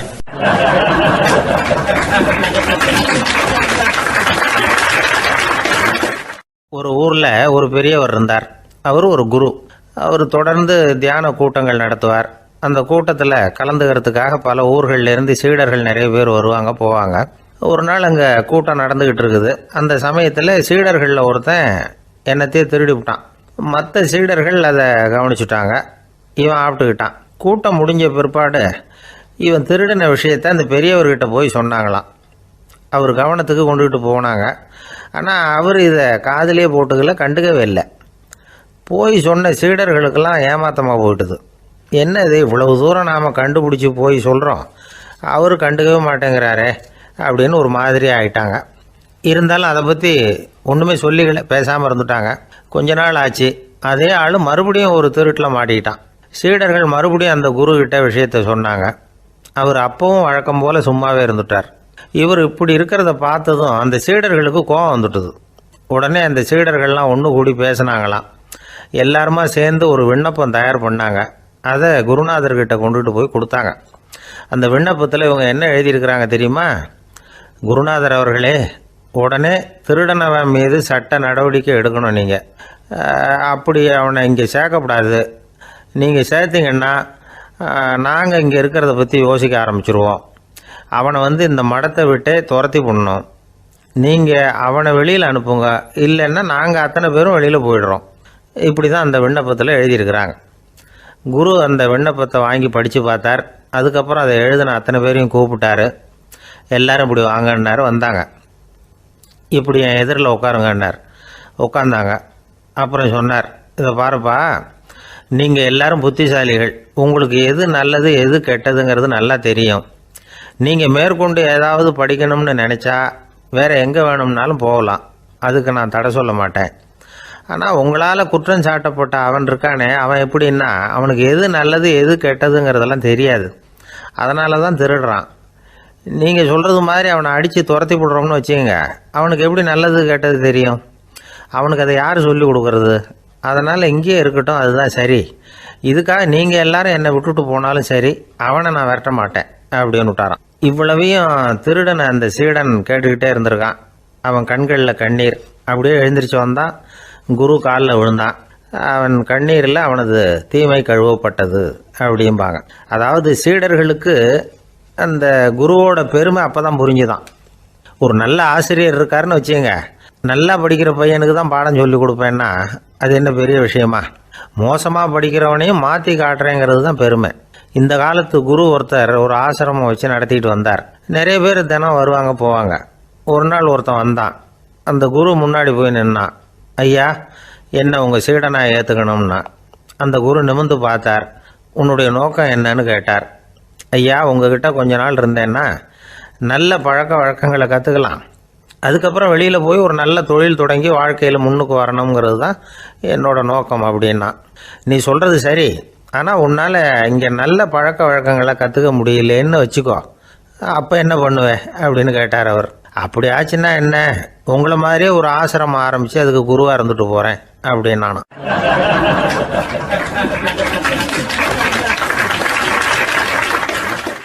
ஒரு ஆள் இருந்தார். அவர் தன்னை ஒரு குருன்னு சொல்லிக்கிட்டார். மௌன குரு, வாயே திறக்கிறதில்ல. அவருக்கு 2 சீடர்கள் உண்டு. இவங்க தான் வர்றவங்க கிட்ட பேசுவாங்க, விளக்கம் கொடுப்பாங்க. ஒரு நாள் இந்த சீடர்கள் 2 பேரும் எங்கேயோ வெளியில் போயிட்டாங்க. அந்த நேரம் பார்த்து ஒருத்தர் அங்கே வந்தார். குருக்கிட்ட போனார். குருவே, புத்தர்னா என்னன்னு கேட்டார். குருவுக்கு ஒன்றும் புரியல. அவர் உண்மையான குருவாக இருந்தாவில் புரியும். அவர் திருன்னு முழிக்க ஆரம்பிச்சிட்டார். இந்த நேரம் பார்த்து இந்த சீடர்களும் எங்கேயோ போயிட்டாங்களே, என்ன பண்ணுறது, உதவிக்கு யாராவது கிடைக்க மாட்டாங்களா அப்படின்னு அப்படியே சுற்றி பார்க்குறார். அங்கங்கே பார்க்குறார். வந்தவர் இதை கவனித்தார். ஏதோ புரிஞ்சுக்கிட்ட ஒரு மாதிரி அடுத்த கேள்வி கேட்டார். தர்மம்னா என்ன சுவாமின்னார். குருவுக்கு ரொம்ப சங்கடமாக போச்சு. நம்ம நிலைமை இப்படி ஆகிட்டுதே, இக்கட்டில் மாட்டிக்கிட்டோமே அப்படின்னு நினச்சபடியே விட்டத்தை பார்த்தார். அப்புறம் குனிஞ்சு தரையை பார்த்தார். அப்படியே உட்காந்துக்கிட்டார். வந்தவர் உடனே அடுத்த கேள்விக்கு போயிட்டார். தியானம்னா என்ன சுவாமின்னார். பாவம் என்ன பண்ணுவார் அந்த குரு, பேசாமல் கண்ணை கெட்டியாக மூடிக்கிட்டார். இது ஏதடா வம்பா போச்சுன்னு. இவர் இப்படி பண்ணால் கூட வந்தவர் சளைக்கலை. இன்னொரு கேள்வியும் கேட்டார். ஆசீர்வாதம்னா என்ன அப்படின்னார்.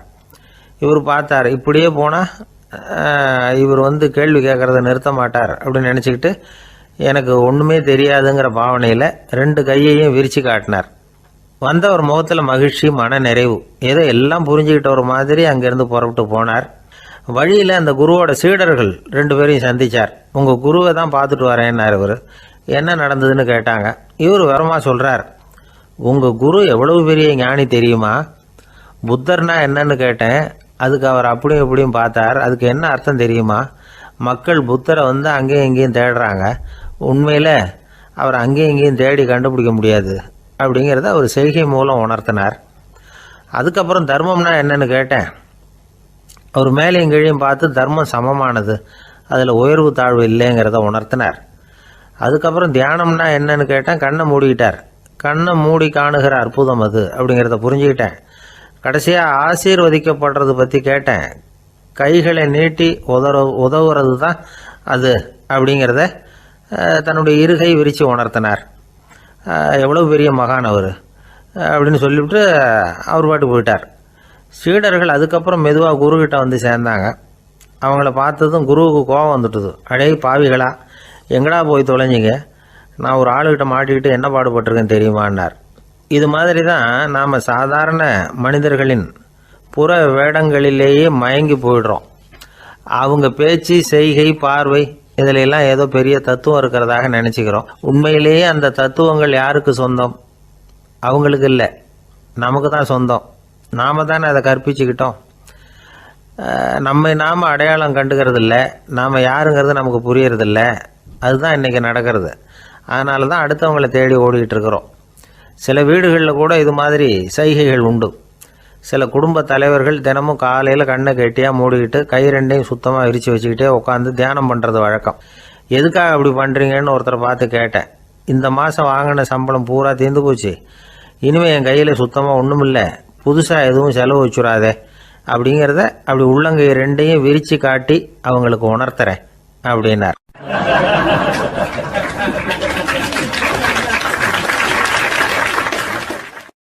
ஒருத்தன் வேகமாக ஓடி வந்தான். ஏப்பா அப்படி தலை தெறிக்க ஓடி வர்றேன்னு கேட்டேன். பின்னாடி துரத்திக்கிட்டு வருது சார் அப்படின்னா. ஏதாவது நாய் துரத்திக்கிட்டு வருது போல இருக்கு அப்படின்னு நினச்சி அவனுக்கு பின்னாடி பார்க்குறேன். கண்ணு கேட்டின தூரம் வரைக்கும் எதுவுமே தெரியல. ஏன்பா எதுவும் ஒன்றை துரத்துறது மாதிரி தெரியலையே என்ன, நல்லா பாருங்கள் சார் அப்படின்னா. பார்த்துட்டு தான் சொல்கிறேன் என்ன. இதோ பாருங்கள் சார், இதுதான் என்னை துரத்துது அப்படின்னு அவன் காட்டுறான். அவன் சுட்டி காட்டின இடத்துல பார்த்தா அங்கே அவனுடைய நிழல் தான் தெரியுது. என்னப்பா சொல்கிற அப்படின்னு சொல்லி அவனை சந்தேகமாக பார்த்தேன். அதுக்கப்புறம் தான் விவரமாக பேசினான். சார், எனக்கு என் நிழலை கண்டா பிடிக்கிறதில்ல, எப்போ பார்த்தாலும் இது என்னையே பின்தொடர்ந்து வந்துக்கிட்டு இருக்குது. இதை என்னால் சகிக்கவே முடியல. இதை என்கிட்டேருந்து பிரிக்கிறதுக்கு எவ்வளவோ முயற்சிகள்லாம் பண்ணி பார்த்துட்டேன், முடியலன்னா. அப்படி என்னென்ன முயற்சிகள் பண்ணினேன் அப்படின்னு கேட்டேன். அவன் என்னென்ன செஞ்சாங்கிறத விவரமாக சொன்னான். அவன் என்ன பண்ணியிருக்கிறான், ஒரு பெரிய குழியை தோண்டி அதில் தன்னுடைய நிழலை புதைச்சிருவோம் அப்படின்னு முடிவு பண்ணிட்டு மண்வெட்டி எடுத்துக்கிட்டு தோட்டத்து பக்கம் போயிருக்கான். ஆழமாக ஒரு குழியை தோண்டியிருக்கான். குனிஞ்சு பார்க்குறான். அந்த குழிக்குள்ளே தன்னுடைய நிழல் தெரியுது. ஆஹா, இதுதான் சமயம், நிழல் இப்போ குழிக்குள்ளே இருக்குது, மண்ணை போட்டு மூடி விடலாம் அப்படின்னு நினச்சிக்கிட்டு கொஞ்சம் மண்ணை அள்ளி போட்டான். பார்த்தா இப்போ அந்த நிழல் அந்த மண்ணுக்கு மேலே வந்து நிற்கிது. இது ஏதுடா வம்பா போச்சு அப்படின்னு அவசரமாக மண்ணை வாரி போட்டு மூடி பார்க்குறான். குழி பூராவும் மூடி விட்டு பார்க்குறான். மறுபடியும் நிழல் மேலே வந்து உட்காந்துக்கிட்டு இருக்குது. சரி, இதை குழியில் புதைக்க முடியாது அப்படின்னு முடிவு பண்ணிட்டு இதை இங்கேயே இப்படியே விட்டுட்டு ஒரே ஓட்டமாக ஓடி போடுவோம் அப்படின்னு நினச்சி எடுத்தான் ஓட்டம். அது காலை நேரம். இவன் மேற்க நோக்கி ஓடிக்கிட்டு இருக்கிறான். ஓடி ஓடி பார்க்குறான், நிழல் இவனை விட வேகமாக இவனுக்கு முன்னாடி ஓடிக்கிட்டு இருக்கு. சரி, திரும்பி ஓடி பார்ப்போம் அப்படின்னு நினச்சிக்கிட்டு அப்படியே சடார்னு திரும்பி ஓட ஆரம்பித்தான். பார்த்தான், அப்பாடா நிழலை காணலை. கொஞ்சம் தூரம் ஓடி ஒரு இடத்துல நின்று அப்படியே சாவகாசமாக திரும்பி பார்க்குறான். பின்னாடி நின்றுக்கிட்டு இருக்குது நிழல். இப்படி ஓடி வந்து தான் இங்கே நம்ம முன்னாடி நின்று தன்னுடைய அவஸ்தையை சொல்லிகிட்டு இருக்கிறான். இந்த நிழலை துரத்துறது அல்லது வெட்டி விடுறது, இதுக்கு ஏதாவது வழி இருக்கா சொல்லுங்கள் சார் அப்படிங்கிறான். நமக்கு ஒன்றும் புரியல. அந்த நேரம் பார்த்து ஒரு பெரியவர் வந்தார். அவர்கிட்ட யோசனை கேட்டோம், என்ன செய்யலாம்னு. அவர் சொன்னார், இந்த பாருப்பா, நீ அங்கேயும் எங்கேயும் ஓடாத, அப்படியே கீழே படுத்துக்கொண்டார். அது நல்ல உச்சி வேலை. அவன் அப்படியே கீழே படுத்துக்கிட்டான். இப்போ அப்படி இப்படின்னு திரும்பி பார்க்குறான், நிழலை காணலை. அவன் இப்போ தான் நிம்மதியாக இருந்தான். இப்போ அந்த பெரியவர் சொன்னார், எல்லா மனிதர்களுமே இப்படி தான் ஓடிக்கிட்டு இருக்கிறாங்க. நான் எனது அப்படிங்கிற ஆணவம் தான் அவங்கள துரத்திக்கிட்டு இருக்கு. அதை விட்டுட்டு ஓடணும்னு நினச்சாலும் அது முன்னாடி வந்து நிற்கிது. பரம்பொருளை நோக்கி ஓடுறப்போ இந்த ஆணவம் பின்னாடி வந்துவிடுது. பரிபூர்ண சரணாகதிங்கிற நிலையில் அது முழுசுமாக மறைஞ்சுவிடுது. தன்னை உணர்கிற வேலை அது. அந்த நேரம் மனிதனுக்கு விடுதலை உணர்வு ஏற்படுகிற நேரம் அது. அப்படிப்பட்ட சுதந்திர மனிதர்களாக எல்லாரும் மாறி போயிட்டாங்கன்னா இந்த உலகமே இன்பமயம் அப்படின்னு ஒரு விளக்கம் கொடுத்தார் பெரியவர். நம்மளால் ஒருத்தர் வேகமாக ஓடி வந்துக்கிட்டு இருந்தான். ஏன்டா அப்படி ஓடி வர்ற அப்படின்னு கேட்டார் எதிரில் வந்தவர். ஆசை துரத்துது, அதுதான் ஓடி வர்றேன்னா. உனக்கு என்ன ஆசைன்னு கேட்டார். எனக்கு ஒன்றும் ஆசை இல்லைங்க, என்னை எப்படியாவது பிடிச்சுடணும்னு போலீஸ்காரங்களுக்கு ஆசை. அந்த ஆசை இப்போ என்னை துரத்தி பின்னாடி வந்துக்கிட்டு இருக்குது. அதுதான் தப்பிச்சு வந்துக்கிட்டு இருக்கிறேன். குறுக்க நிற்காதீங்க சார், வழியை விடுங்க அப்படின்னு சொல்லிவிட்டு வேகமாக ஓடி மறைஞ்சான்.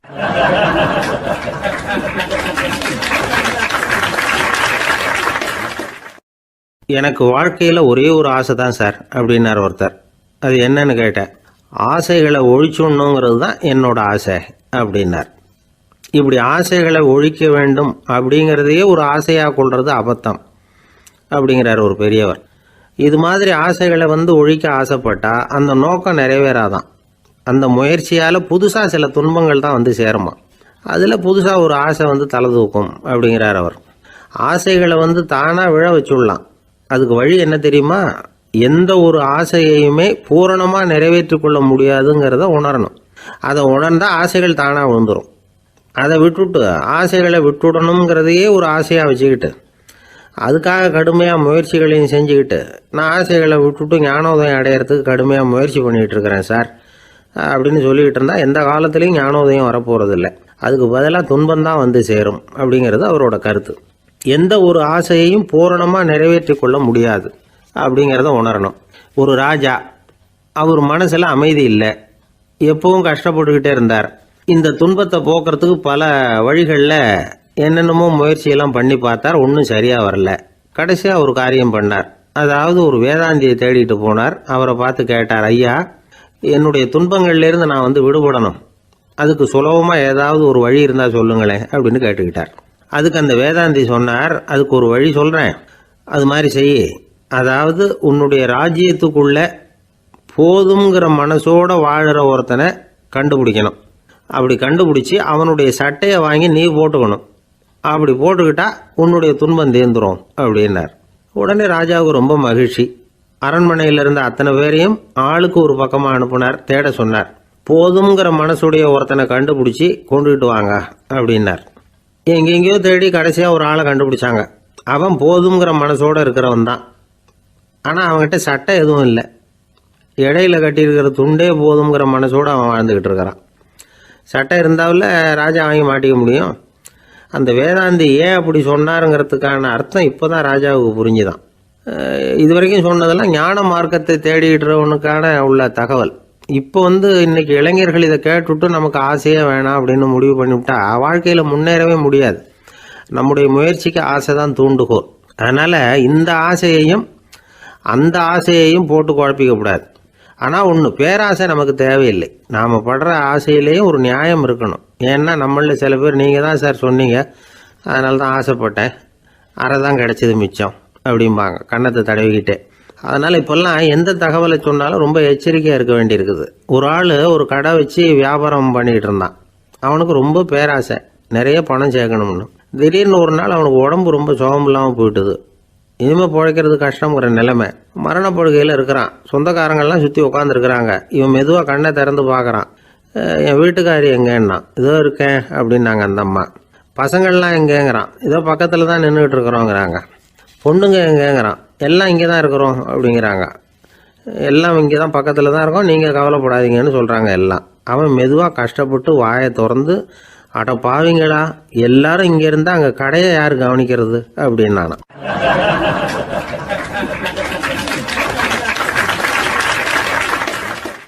ஜப்பானில் உள்ள ஒரு புத்த விகாரை. அங்கே ஒரு வயசான பௌத்த குரு தங்கியிருக்கிறார். ஒரு நாள் ராத்திரி கடுமையான குளிர். அவரால் தாங்க முடியல. பார்த்தார், மரத்தில் செஞ்ச புத்த சிற்பங்கள் அங்கே நிறைய இருந்தது. அதில் ஒன்றை எடுத்து அதுக்கு தீ மூட்டி அந்த நெருப்பில் குளிர் காஞ்சிக்கிட்டு இருக்கிறார். மர சிற்பம் தீ வச்சதும் படபடன்னு வெடிக்க ஆரம்பிச்சுட்டுது. அந்த சத்தத்தை கேட்டதும் அந்த புத்த விகாரையின் குருக்கள் வெளியில் ஓடி வந்தார். இவர் ஆனந்தமாக குளிர் காஞ்சிக்கிட்டு இருக்கிறார். அவரால் பொறுத்துக்க முடியல. தெருவில் தெரிஞ்சுக்கிட்டு இருந்த அந்த பெரியவரை இங்கே தங்க அனுமதித்ததே அவர் தான். இவர் இப்படி பண்ணுறாருன்னு நினச்சிக்கிட்டே அவரை கோபமாக பார்த்தார். ஏன் இப்படி கோபமாக பார்க்குறீங்க, இப்படி உட்காருங்க அப்படிங்கிறாரு இவர். அவருக்கு இன்னமும் கோபம் வந்துட்டுது. எங்கள் கடவுளை எரிச்சுட்டீங்களே அப்படின்னு சத்தம் போட்டாராம்.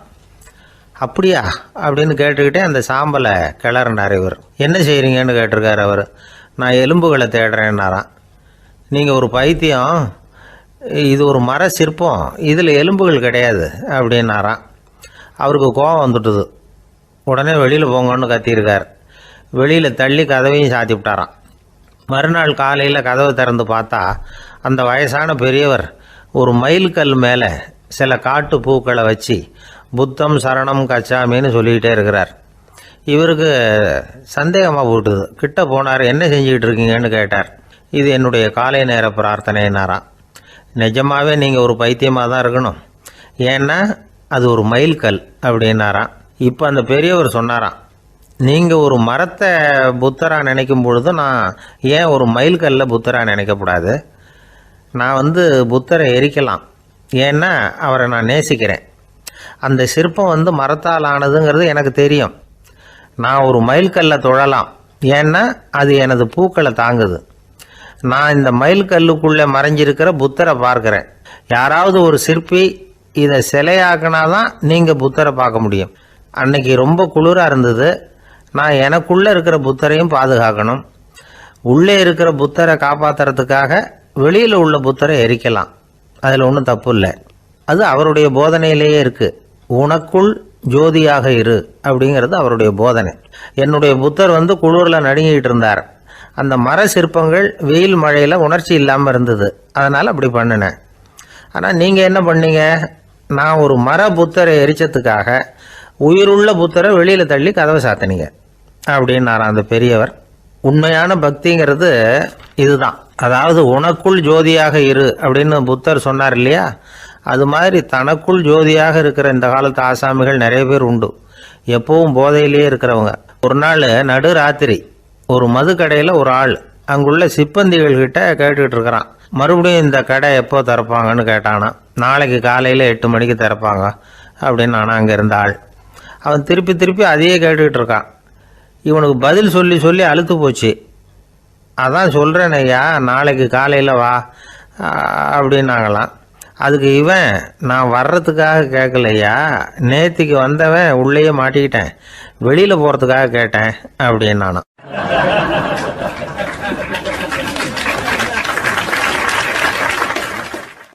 ராமகிருஷ்ணர் வாழ்ந்த காலத்தில் நடந்த ஒரு நிகழ்ச்சி இது. அப்போது ஒரு ஓவியர் இருந்தாராம். அவருக்கு ஒரு ஆசை, ராமகிருஷ்ணர் படத்தை வரையணும், அதை அவர்கிட்டயே கொண்டுட்டு போய் காட்டி அபிப்பிராயம் கேட்கணும். இதுதான் அந்த ஓவியரின் ஆசை. உடனே ராமகிருஷ்ணர் படத்தை வரைஞ்சி முடித்தார். அதை எடுத்துக்கிட்டு போனார். இவர் போன சமயம் அங்கே ராமகிருஷ்ணர் சீடர்களோடு உட்காந்துருக்கிறார். விவேகானந்தர் அங்கே இருக்கிறார். இந்த ஓவியர் கொண்டுகிட்டு போய் தான் வரைந்த ஓவியத்தை அவர்கிட்ட காட்டினார். ராமகிருஷ்ண பரமஹம்சரின் ஓவியத்தை ராமகிருஷ்ணர்கிட்டயே காட்டுறார். ராமகிருஷ்ணர் என்ன பண்ணார் தெரியுமா? அந்த படத்தை பார்த்தார். உடனே அது காலை தொட்டார். குருதேவருடைய இந்த செயல் சீடர்களுக்கு ரொம்ப வியப்பை உண்டு பண்ணிச்சு. சில பேர் மனசுக்குள்ளேயே ரொம்ப குழம்பி போக ஆரம்பிச்சிட்டாங்க, என்ன இப்படி பண்ணுறாருன்னு. என்ன இது அவரோட படம், அவரே அவரோட படத்தின் காலை தொடுறார் அப்படின்னு யோசிச்சாங்க.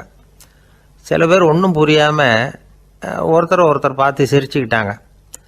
அந்த இடத்துல சீடர்கள் மட்டும் இல்லை, சீடர் அல்லாத பல பேர் இருந்தாங்க. தன்னுடைய காலை தானே தொடர இவருடைய செயல் பற்றி என்ன நினைக்கிறது அப்படின்னு அவங்களும் குழம்பி போய் நிற்கிறாங்க. அந்த படத்தை வரைஞ்சி அவர்கிட்ட காட்டின அந்த ஓவியருக்கும் அதிர்ச்சி. இருந்தாலும் அவர் சீடர் கிடையாது. அதனால் கொஞ்சம் துணிச்சலை வரவழைச்சிக்கிட்டு கேட்டார், என்னங்க இது, என்னால் என்னுடைய கண்களையே நம்ப முடியல. இது உங்கள் சொந்த உருவப்படம், நீங்கள் உங்கள் சொந்த கால்களையே தொடுறீங்க, இது எங்களுக்கு கொஞ்சம் சங்கடமாக இருக்குதே அப்படின்னார். ராமகிருஷ்ணரின் கண்களில் ஆனந்த கண்ணீர் வழிஞ்சுதான். அவர் சொன்னாராம், இது என்னோட படம்ங்கிறது எனக்கு தெரியும், ஆனால் இது என்னோட படம்ங்கிறதுனால நான் இதோட காலை தொடலை. நீ என்னுடைய சமாதி நிலையை இந்த படத்தில் படம் பிடிச்சி காட்டியிருக்கிற, அதனால் அதோட காலை தொடறேன். சமாதி நிலையில் யார் இருந்தாலும், அது என்னுடைய படமாக இருந்தாலும் சரி அல்லது வேறு யாருடைய படமாக இருந்தாலும் சரி, படம் யாருதுங்கிறது முக்கியம் இல்லை. இதில் எது முக்கியம்னா அது தன்னை உணர்ந்த ஒரு உணர்நிலையின் படம். அப்படி இருக்கிறப்போ அதோட காலை நான் தொடணும். அதுக்கு நீங்கள் எல்லாரும் ஏன் சங்கடப்படுறீங்கன்னு எனக்கு தெரியல அப்படின்னாராம். இப்போ தான் அங்கே இருந்த சீடர்களுக்கும் மற்றவங்களுக்கும் விவரம் புரிஞ்சுதான். இதுக்கு முன்னாடி யாரும் செய்யாததை இவர் செஞ்சிருக்கிறார், ஆனால் அவருடைய காரணம் ரொம்ப நியாயமானது அப்படிங்கிறத உணர்ந்தாங்களாம். இதுவரைக்கும் ஆன்மீகத்தில் சமாதி நிலை, அதாவது தன்னை உணர்ந்த நிலை பற்றி புரிஞ்சுக்கிட்டோம். இல்லறத்தில் ஏற்படக்கூடிய சமாதி நிலை பற்றி உங்களுக்கு தெரியுமா? ஒரு அம்மா டாக்டர்கிட்ட வந்து சொன்னாங்களாம், டாக்டர், என் வீட்டுக்காரருக்கு உடம்புல ஏதோ கோளாறுன்னு நினைக்கிறேன், நான் எவ்வளவு நேரம் பேசினாலும் காதில் விழாதது மாதிரி உட்காந்துருக்கிறார் அப்படின்னு ஆகலாம். அதுக்கு அந்த டாக்டர் சொன்னாராம், அம்மா, அது உடம்பு கோளாறு இல்லை, அது ஒரு பெரிய திறமை அப்படின்னாராம்.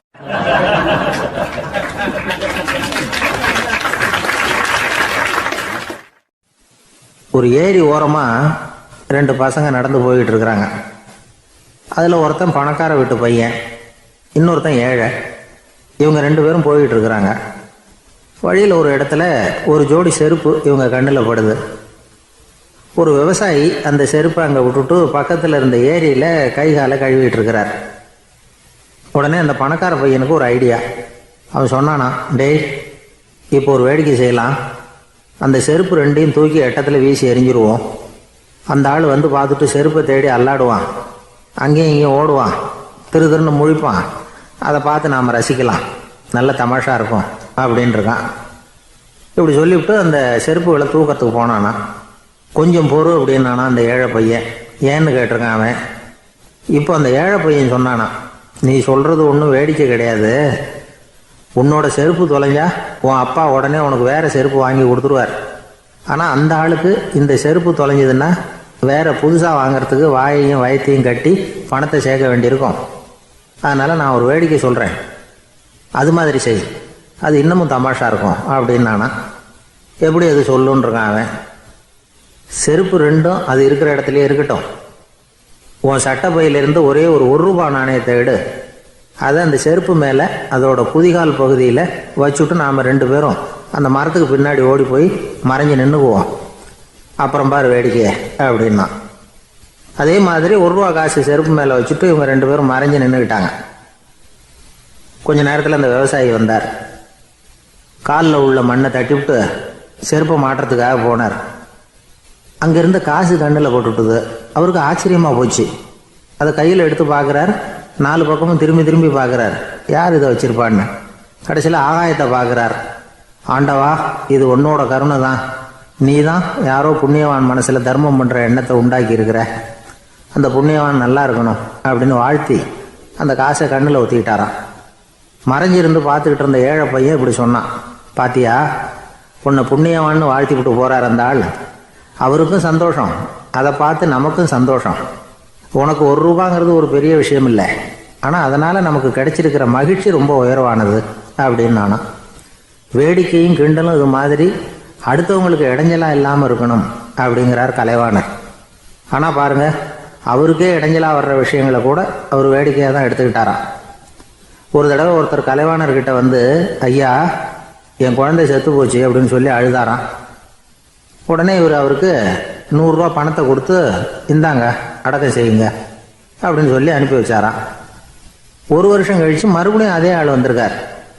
இவர் மறந்துருப்பாருங்கிற நினப்பில், அண்ணே என் குழந்தை இறந்து போச்சுண்ணே அப்படின்னாராம். இவர் மறுபடியும் 100 ரூபா கொடுத்து ஆறுதல் சொல்லி அனுப்பி வச்சாராம். 7-8 மாதம் கழித்து மறுபடியும் அதே ஆள் வந்திருக்கார்.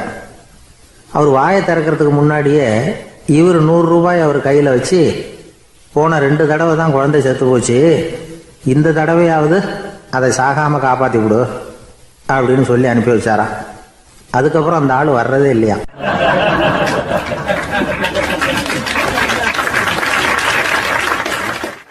ஒரு ரயில் வேகமாக போயிட்டு இருக்கு. அது ஒரு ரயில்வே ஸ்டேஷனில் கொஞ்ச நேரம் நின்றுது. அப்போ அதில் ஒரு ஆள் ஏறினார். தலையில் ஒரு மூட்டையை வச்சுருந்தார். மூட்டையை தலையில் சுமந்துக்கிட்டே உள்ளே வந்தார். மூட்டையை தலையில் சுமந்துக்கிட்டே ஒரு இடத்துல உட்காந்தார். ரயில் மறுபடியும் புறப்பட்டுது. இவர் தன் தலையில் இருந்த மூட்டையை கீழே இறக்கி வைக்கணும்ல, வைக்கல, சுமந்துக்கிட்டே வரார். எதிரில் உட்காந்துருந்தவர் கேட்டார், ஏங்க ஏன் இப்படியே உட்காந்துருக்குறீங்க தலையில் மூட்டையை வச்சுக்கிட்டு, மூட்டையை கீழே இறக்கி வைக்கலாமே அப்படின்னார். வேணாங்க பாவம், தலையில் இருக்கிற மூட்டையை இறக்கி ரயிலில் வச்சா ரயிலுக்கு பாரம் அதிகமாக இருக்கும் அப்படின்னார் அவர். இப்படி ஒரு ஆளை பார்த்தா நமக்கு சிரிப்பு தான் வரும். ஏன்னா ரயிலுங்கிறது அந்த மூட்டையையும் சேர்த்து சுமந்துக்கிட்டு தான் போகுது. அவன் அந்த மூட்டையை தலையில் வச்சுருந்தாலும் ஒன்று தான், தரையில் வச்சுருந்தாலும் ஒன்று தான். அதனால் ரயிலுக்கு எந்த மாற்றமும் ஏற்பட போகிறதில்ல. அதே மாதிரி தான் நம்ம மனமும். இதுவும் ஒரு தேவையில்லாத சுமை, அனாவசியமாக சுமந்துக்கிட்டு இருக்கிறோம். இதை கீழே இறக்கி வச்சுட்டா வாழ்க்கை பிரயாணம் சுகமாக இருக்கும். ரயில் பிரயாணம் பண்ணுற அந்த ஆள் மூட்டையை சுமக்கிறான், வாழ்க்கை பிரயாணம் பண்ணுற நாம மனசை சுமக்கிறோம். இது ரெண்டுக்கும் எந்த வித்தியாசமும் இல்லை. மனசை கீழே இறக்கி வச்சுட்டா பாரம் இல்லாமல் வாழலாம், பறவைகள் மாதிரி பறக்கலாம், குழந்தைகள் மாதிரி கள்ளங்கபடம் இல்லாமல் வாழலாம். இந்த வெளி உலகத்தில் நாம் நிலை பெற்று இருக்கணும், வேரூன்றி இருக்கணும். அதே சமயம் நம்முடைய உள்வெளியில் ஆன்மீக வாழ்க்கையில் பாரம் இல்லாமல் இருக்கணும். அப்போ பறக்கணும், நதியை போல் ஓடணும், மிதக்கணும், பயணம் சுகமாக இருக்கும், களைப்பு தெரியாது, கவலை தெரியாது. ஒரு சீடன் போதி தர்மரை நாடி வந்தான். குருவே, நீங்கள் என்ன வெறுமையாக இருக்க சொன்னீங்க, நான் இப்போ மறுபடியும் வெறுமையானவன் ஆகிட்டேன், அதனால் இப்போ என்ன செய்ய சொல்கிறீங்க என்ன அப்படின்னு சொல்லி நின்னான்.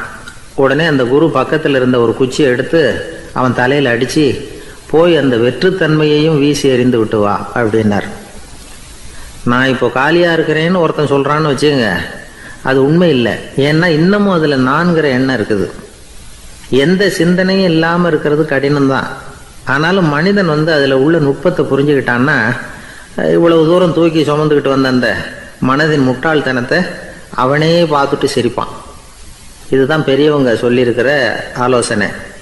நம்மால் ஒருத்தன் தலையில் ஒரு பெரிய மூங்கில் கூடையோடு ரயிலில் உட்காந்தான். கூடை தலையில் இருந்தது, கீழே இறக்கி வைக்கல. எதிரில் இருந்தவர் கேட்டார், ஏங்க எதுக்காக அதை அனாவசியமாக சுமந்துக்கிட்டே இருக்கீங்க, கீழே இறக்கி வைங்களேன்னார்.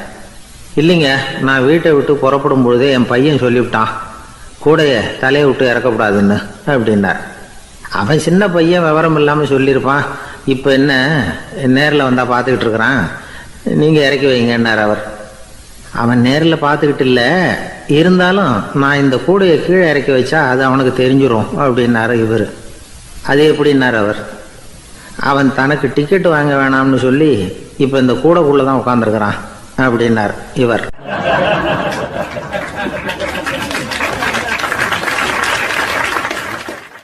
எனக்கு தெரிஞ்ச ஒருத்தர் இருக்கார். அவர் ஒரு பெரிய காவல்துறை அதிகாரி, ரொம்ப கண்டிப்பானவர். அவரை கண்டாவே எல்லாரும் பயப்படுவாங்க.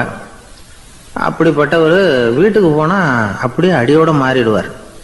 அங்கே போய் பார்த்தீங்கன்னா குழந்தைகளோட குழந்தையா அவர் விளையாடிக்கிட்டு இருப்பார். அலுவலக சமயத்தில் பார்த்தீங்கன்னா குதிரை முதுகில் அவர் உட்காந்துருப்பார். வீட்டில் பார்த்தீங்கன்னா அவர் முதுகில் குழந்தை உட்காந்துருக்கும். அவர் குதிரை மாதிரி போய்கிட்டு இருப்பார். இது எப்படிங்க முடியுது உங்களால் அப்படின்னு கேட்டாங்க. அது ஒன்றும் இல்லை, இங்கே வீட்டுக்கு வந்த உடனே என்னோட மனசை தனியாக எடுத்து வச்சிருவேன் அப்படின்னார். அது என்னங்க உங்கள் சட்டப்பையிலையா இருக்குது மனசு, அது தனியாக எடுத்து வைக்கிறதுக்கு அப்படின்னு கேட்டாங்க. அப்படி இல்லைங்க, இது ஒரு பயிற்சி, மனப்பயிற்சி, அவ்வளவுதான் அப்படின்னார்.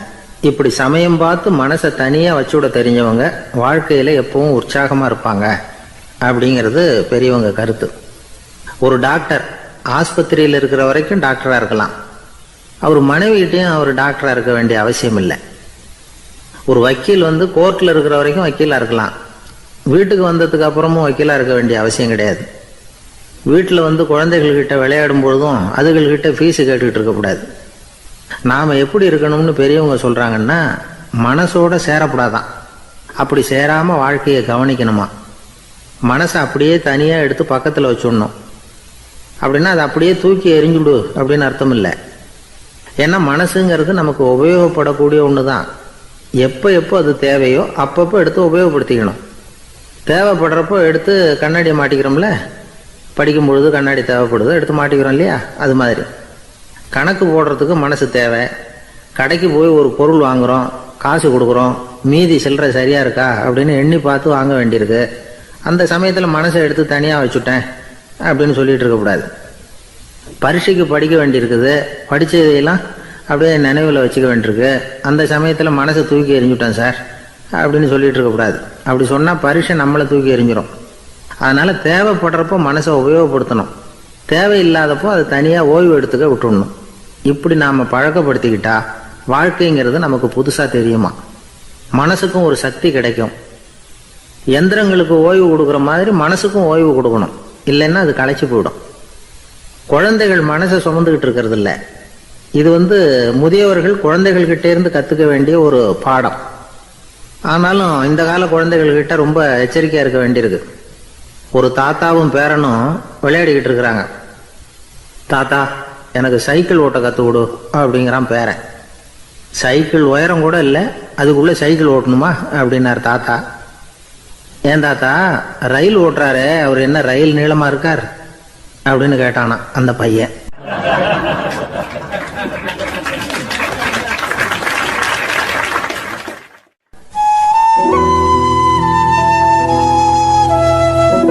இருக்கிறாங்க. அந்த வழியாக போகிறவங்க வர்றவங்கெல்லாம் அந்த இடத்துல நின்று அது என்ன மண்டபம் அப்படின்னு விசாரிக்க ஆரம்பித்தாங்க. அந்த அப்பாவும் பிள்ளையும் தான் வர்றவங்களுக்கெல்லாம் விவரம் சொல்லிகிட்டு இருக்கிறாங்க. அதாவது இந்த இடத்துல ஒரு பெரிய மகான் சமாதி ஆயிருக்கார், அவர் சமாதியான இடத்துல இந்த நினைவு மண்டபத்தை கட்டியிருக்கிறோம் அப்படின்னாங்க. ஊர் பூரா இந்த செய்தி பரவிச்சு. நிறைய பேர் அந்த இடத்த தேடி வர ஆரம்பித்தாங்க. இங்கே கொஞ்சம் நேரம் உட்காந்துட்டு போனால் மனசுக்கு ஒரு நிம்மதி கிடைக்கிது அப்படின்னாங்க. அங்கே இருந்த உண்டியலில் நிறைய காசு போட்டுட்டு போகிறாங்க. பணம் கிடுகிடுன்னு நிறைய சேர ஆரம்பிச்சிட்டுது. பணம் நிறைய சேர்ந்த உடனே அந்த அப்பாவுக்கும் பிள்ளைக்கும் தகராறு வந்துட்டுது. பணம் சேர்ந்தாலே சொத்து தகராறு வரத்தானே செய்யும், அது மாதிரி வந்துட்டுது. பையன் அடிக்கடி நிறைய பணம் கேட்க ஆரம்பித்தான். அப்பா பார்த்தார், யோசனை பண்ணார், ஒரு முடிவுக்கு வந்தார். ஒரு நாள் பையனை கூப்பிட்டார். இதை பாருப்பா, நமக்குள்ள தகராறு வேணாம். அப்பாவும் பிள்ளையும் இப்படி சண்டை போட்டுக்கிட்டா பார்க்குறவங்க தப்பாக நினைப்பாங்க. அதனால் நமக்குள்ள சமரசமாக இதை தீர்த்துக்குவோம், என்ன சொல்கிற அப்படின்னார் அப்பா. சரின்னு நான் பையன்.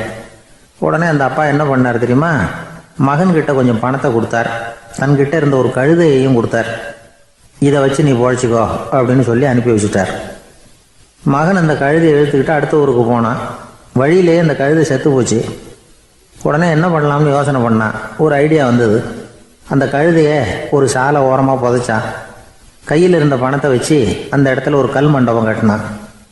அந்த வழியாக 2 பேர் வந்தாங்க. இது என்ன மண்டபம்னு விசாரித்தாங்க.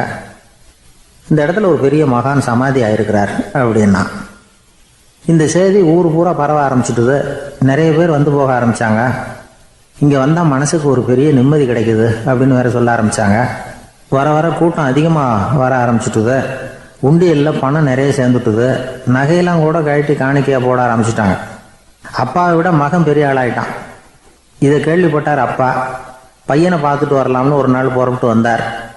பையன் ஓஹோன்னு இருக்கிறான். பங்களா, காரு எல்லாம் வந்துட்டுது. எப்படிடா இந்த அளவுக்கு ஆனே அப்படின்னு விசாரிச்சார்.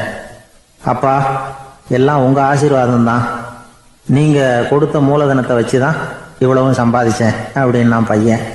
அது எப்படிறான்னு விசாரிச்சார். அப்பா, நீங்கள் ஒரு கழுதை குட்டியும் கொஞ்சம் பணமும் என்கிட்ட கொடுத்து அனுப்பி வச்சிங்க. அதை எடுத்துக்கிட்டு வந்தேன். வர்ற வழியில் அந்த கழுதை செத்து போச்சு. உடனே யோசனை பண்ணேன், அந்த கழுதையை இந்த இடத்துல புதைச்சேன். கையில் இருந்த பணத்தை வச்சு மண்டபம் கட்டினேன். மகான் ஒருத்தர் சமாதி ஆயிருக்கார் அப்படின்னு வதந்தியை கிளப்பி விட்டேன். ஜனங்கள்லாம் ஏமாந்து போய் காசை கொண்டாந்து போட ஆரம்பிச்சிட்டாங்க. நான் பொழைச்சிக்கிட்டு இருக்கிறேன் அப்படின்னா. இப்போதான்டா நீ என் புள்ள அப்படின்னு சொல்லி சந்தோஷப்பட்டாரான் அந்த அப்பா. ஏன் அப்படி சொல்கிறீங்கன்னு கேட்டிருக்கான் பையன். கழுதை குட்டியை புதைச்சி மண்டபம் கட்டியிருக்கிற நீ, ஏற்கனவே நம்ம ஊரில் நாம் கட்டியிருக்கிறோமே மண்டபம், அது இந்த கழுதையோட அம்மாவை புதைச்ச இடம். மகான் சமாதி ஆயிருக்காருன்னு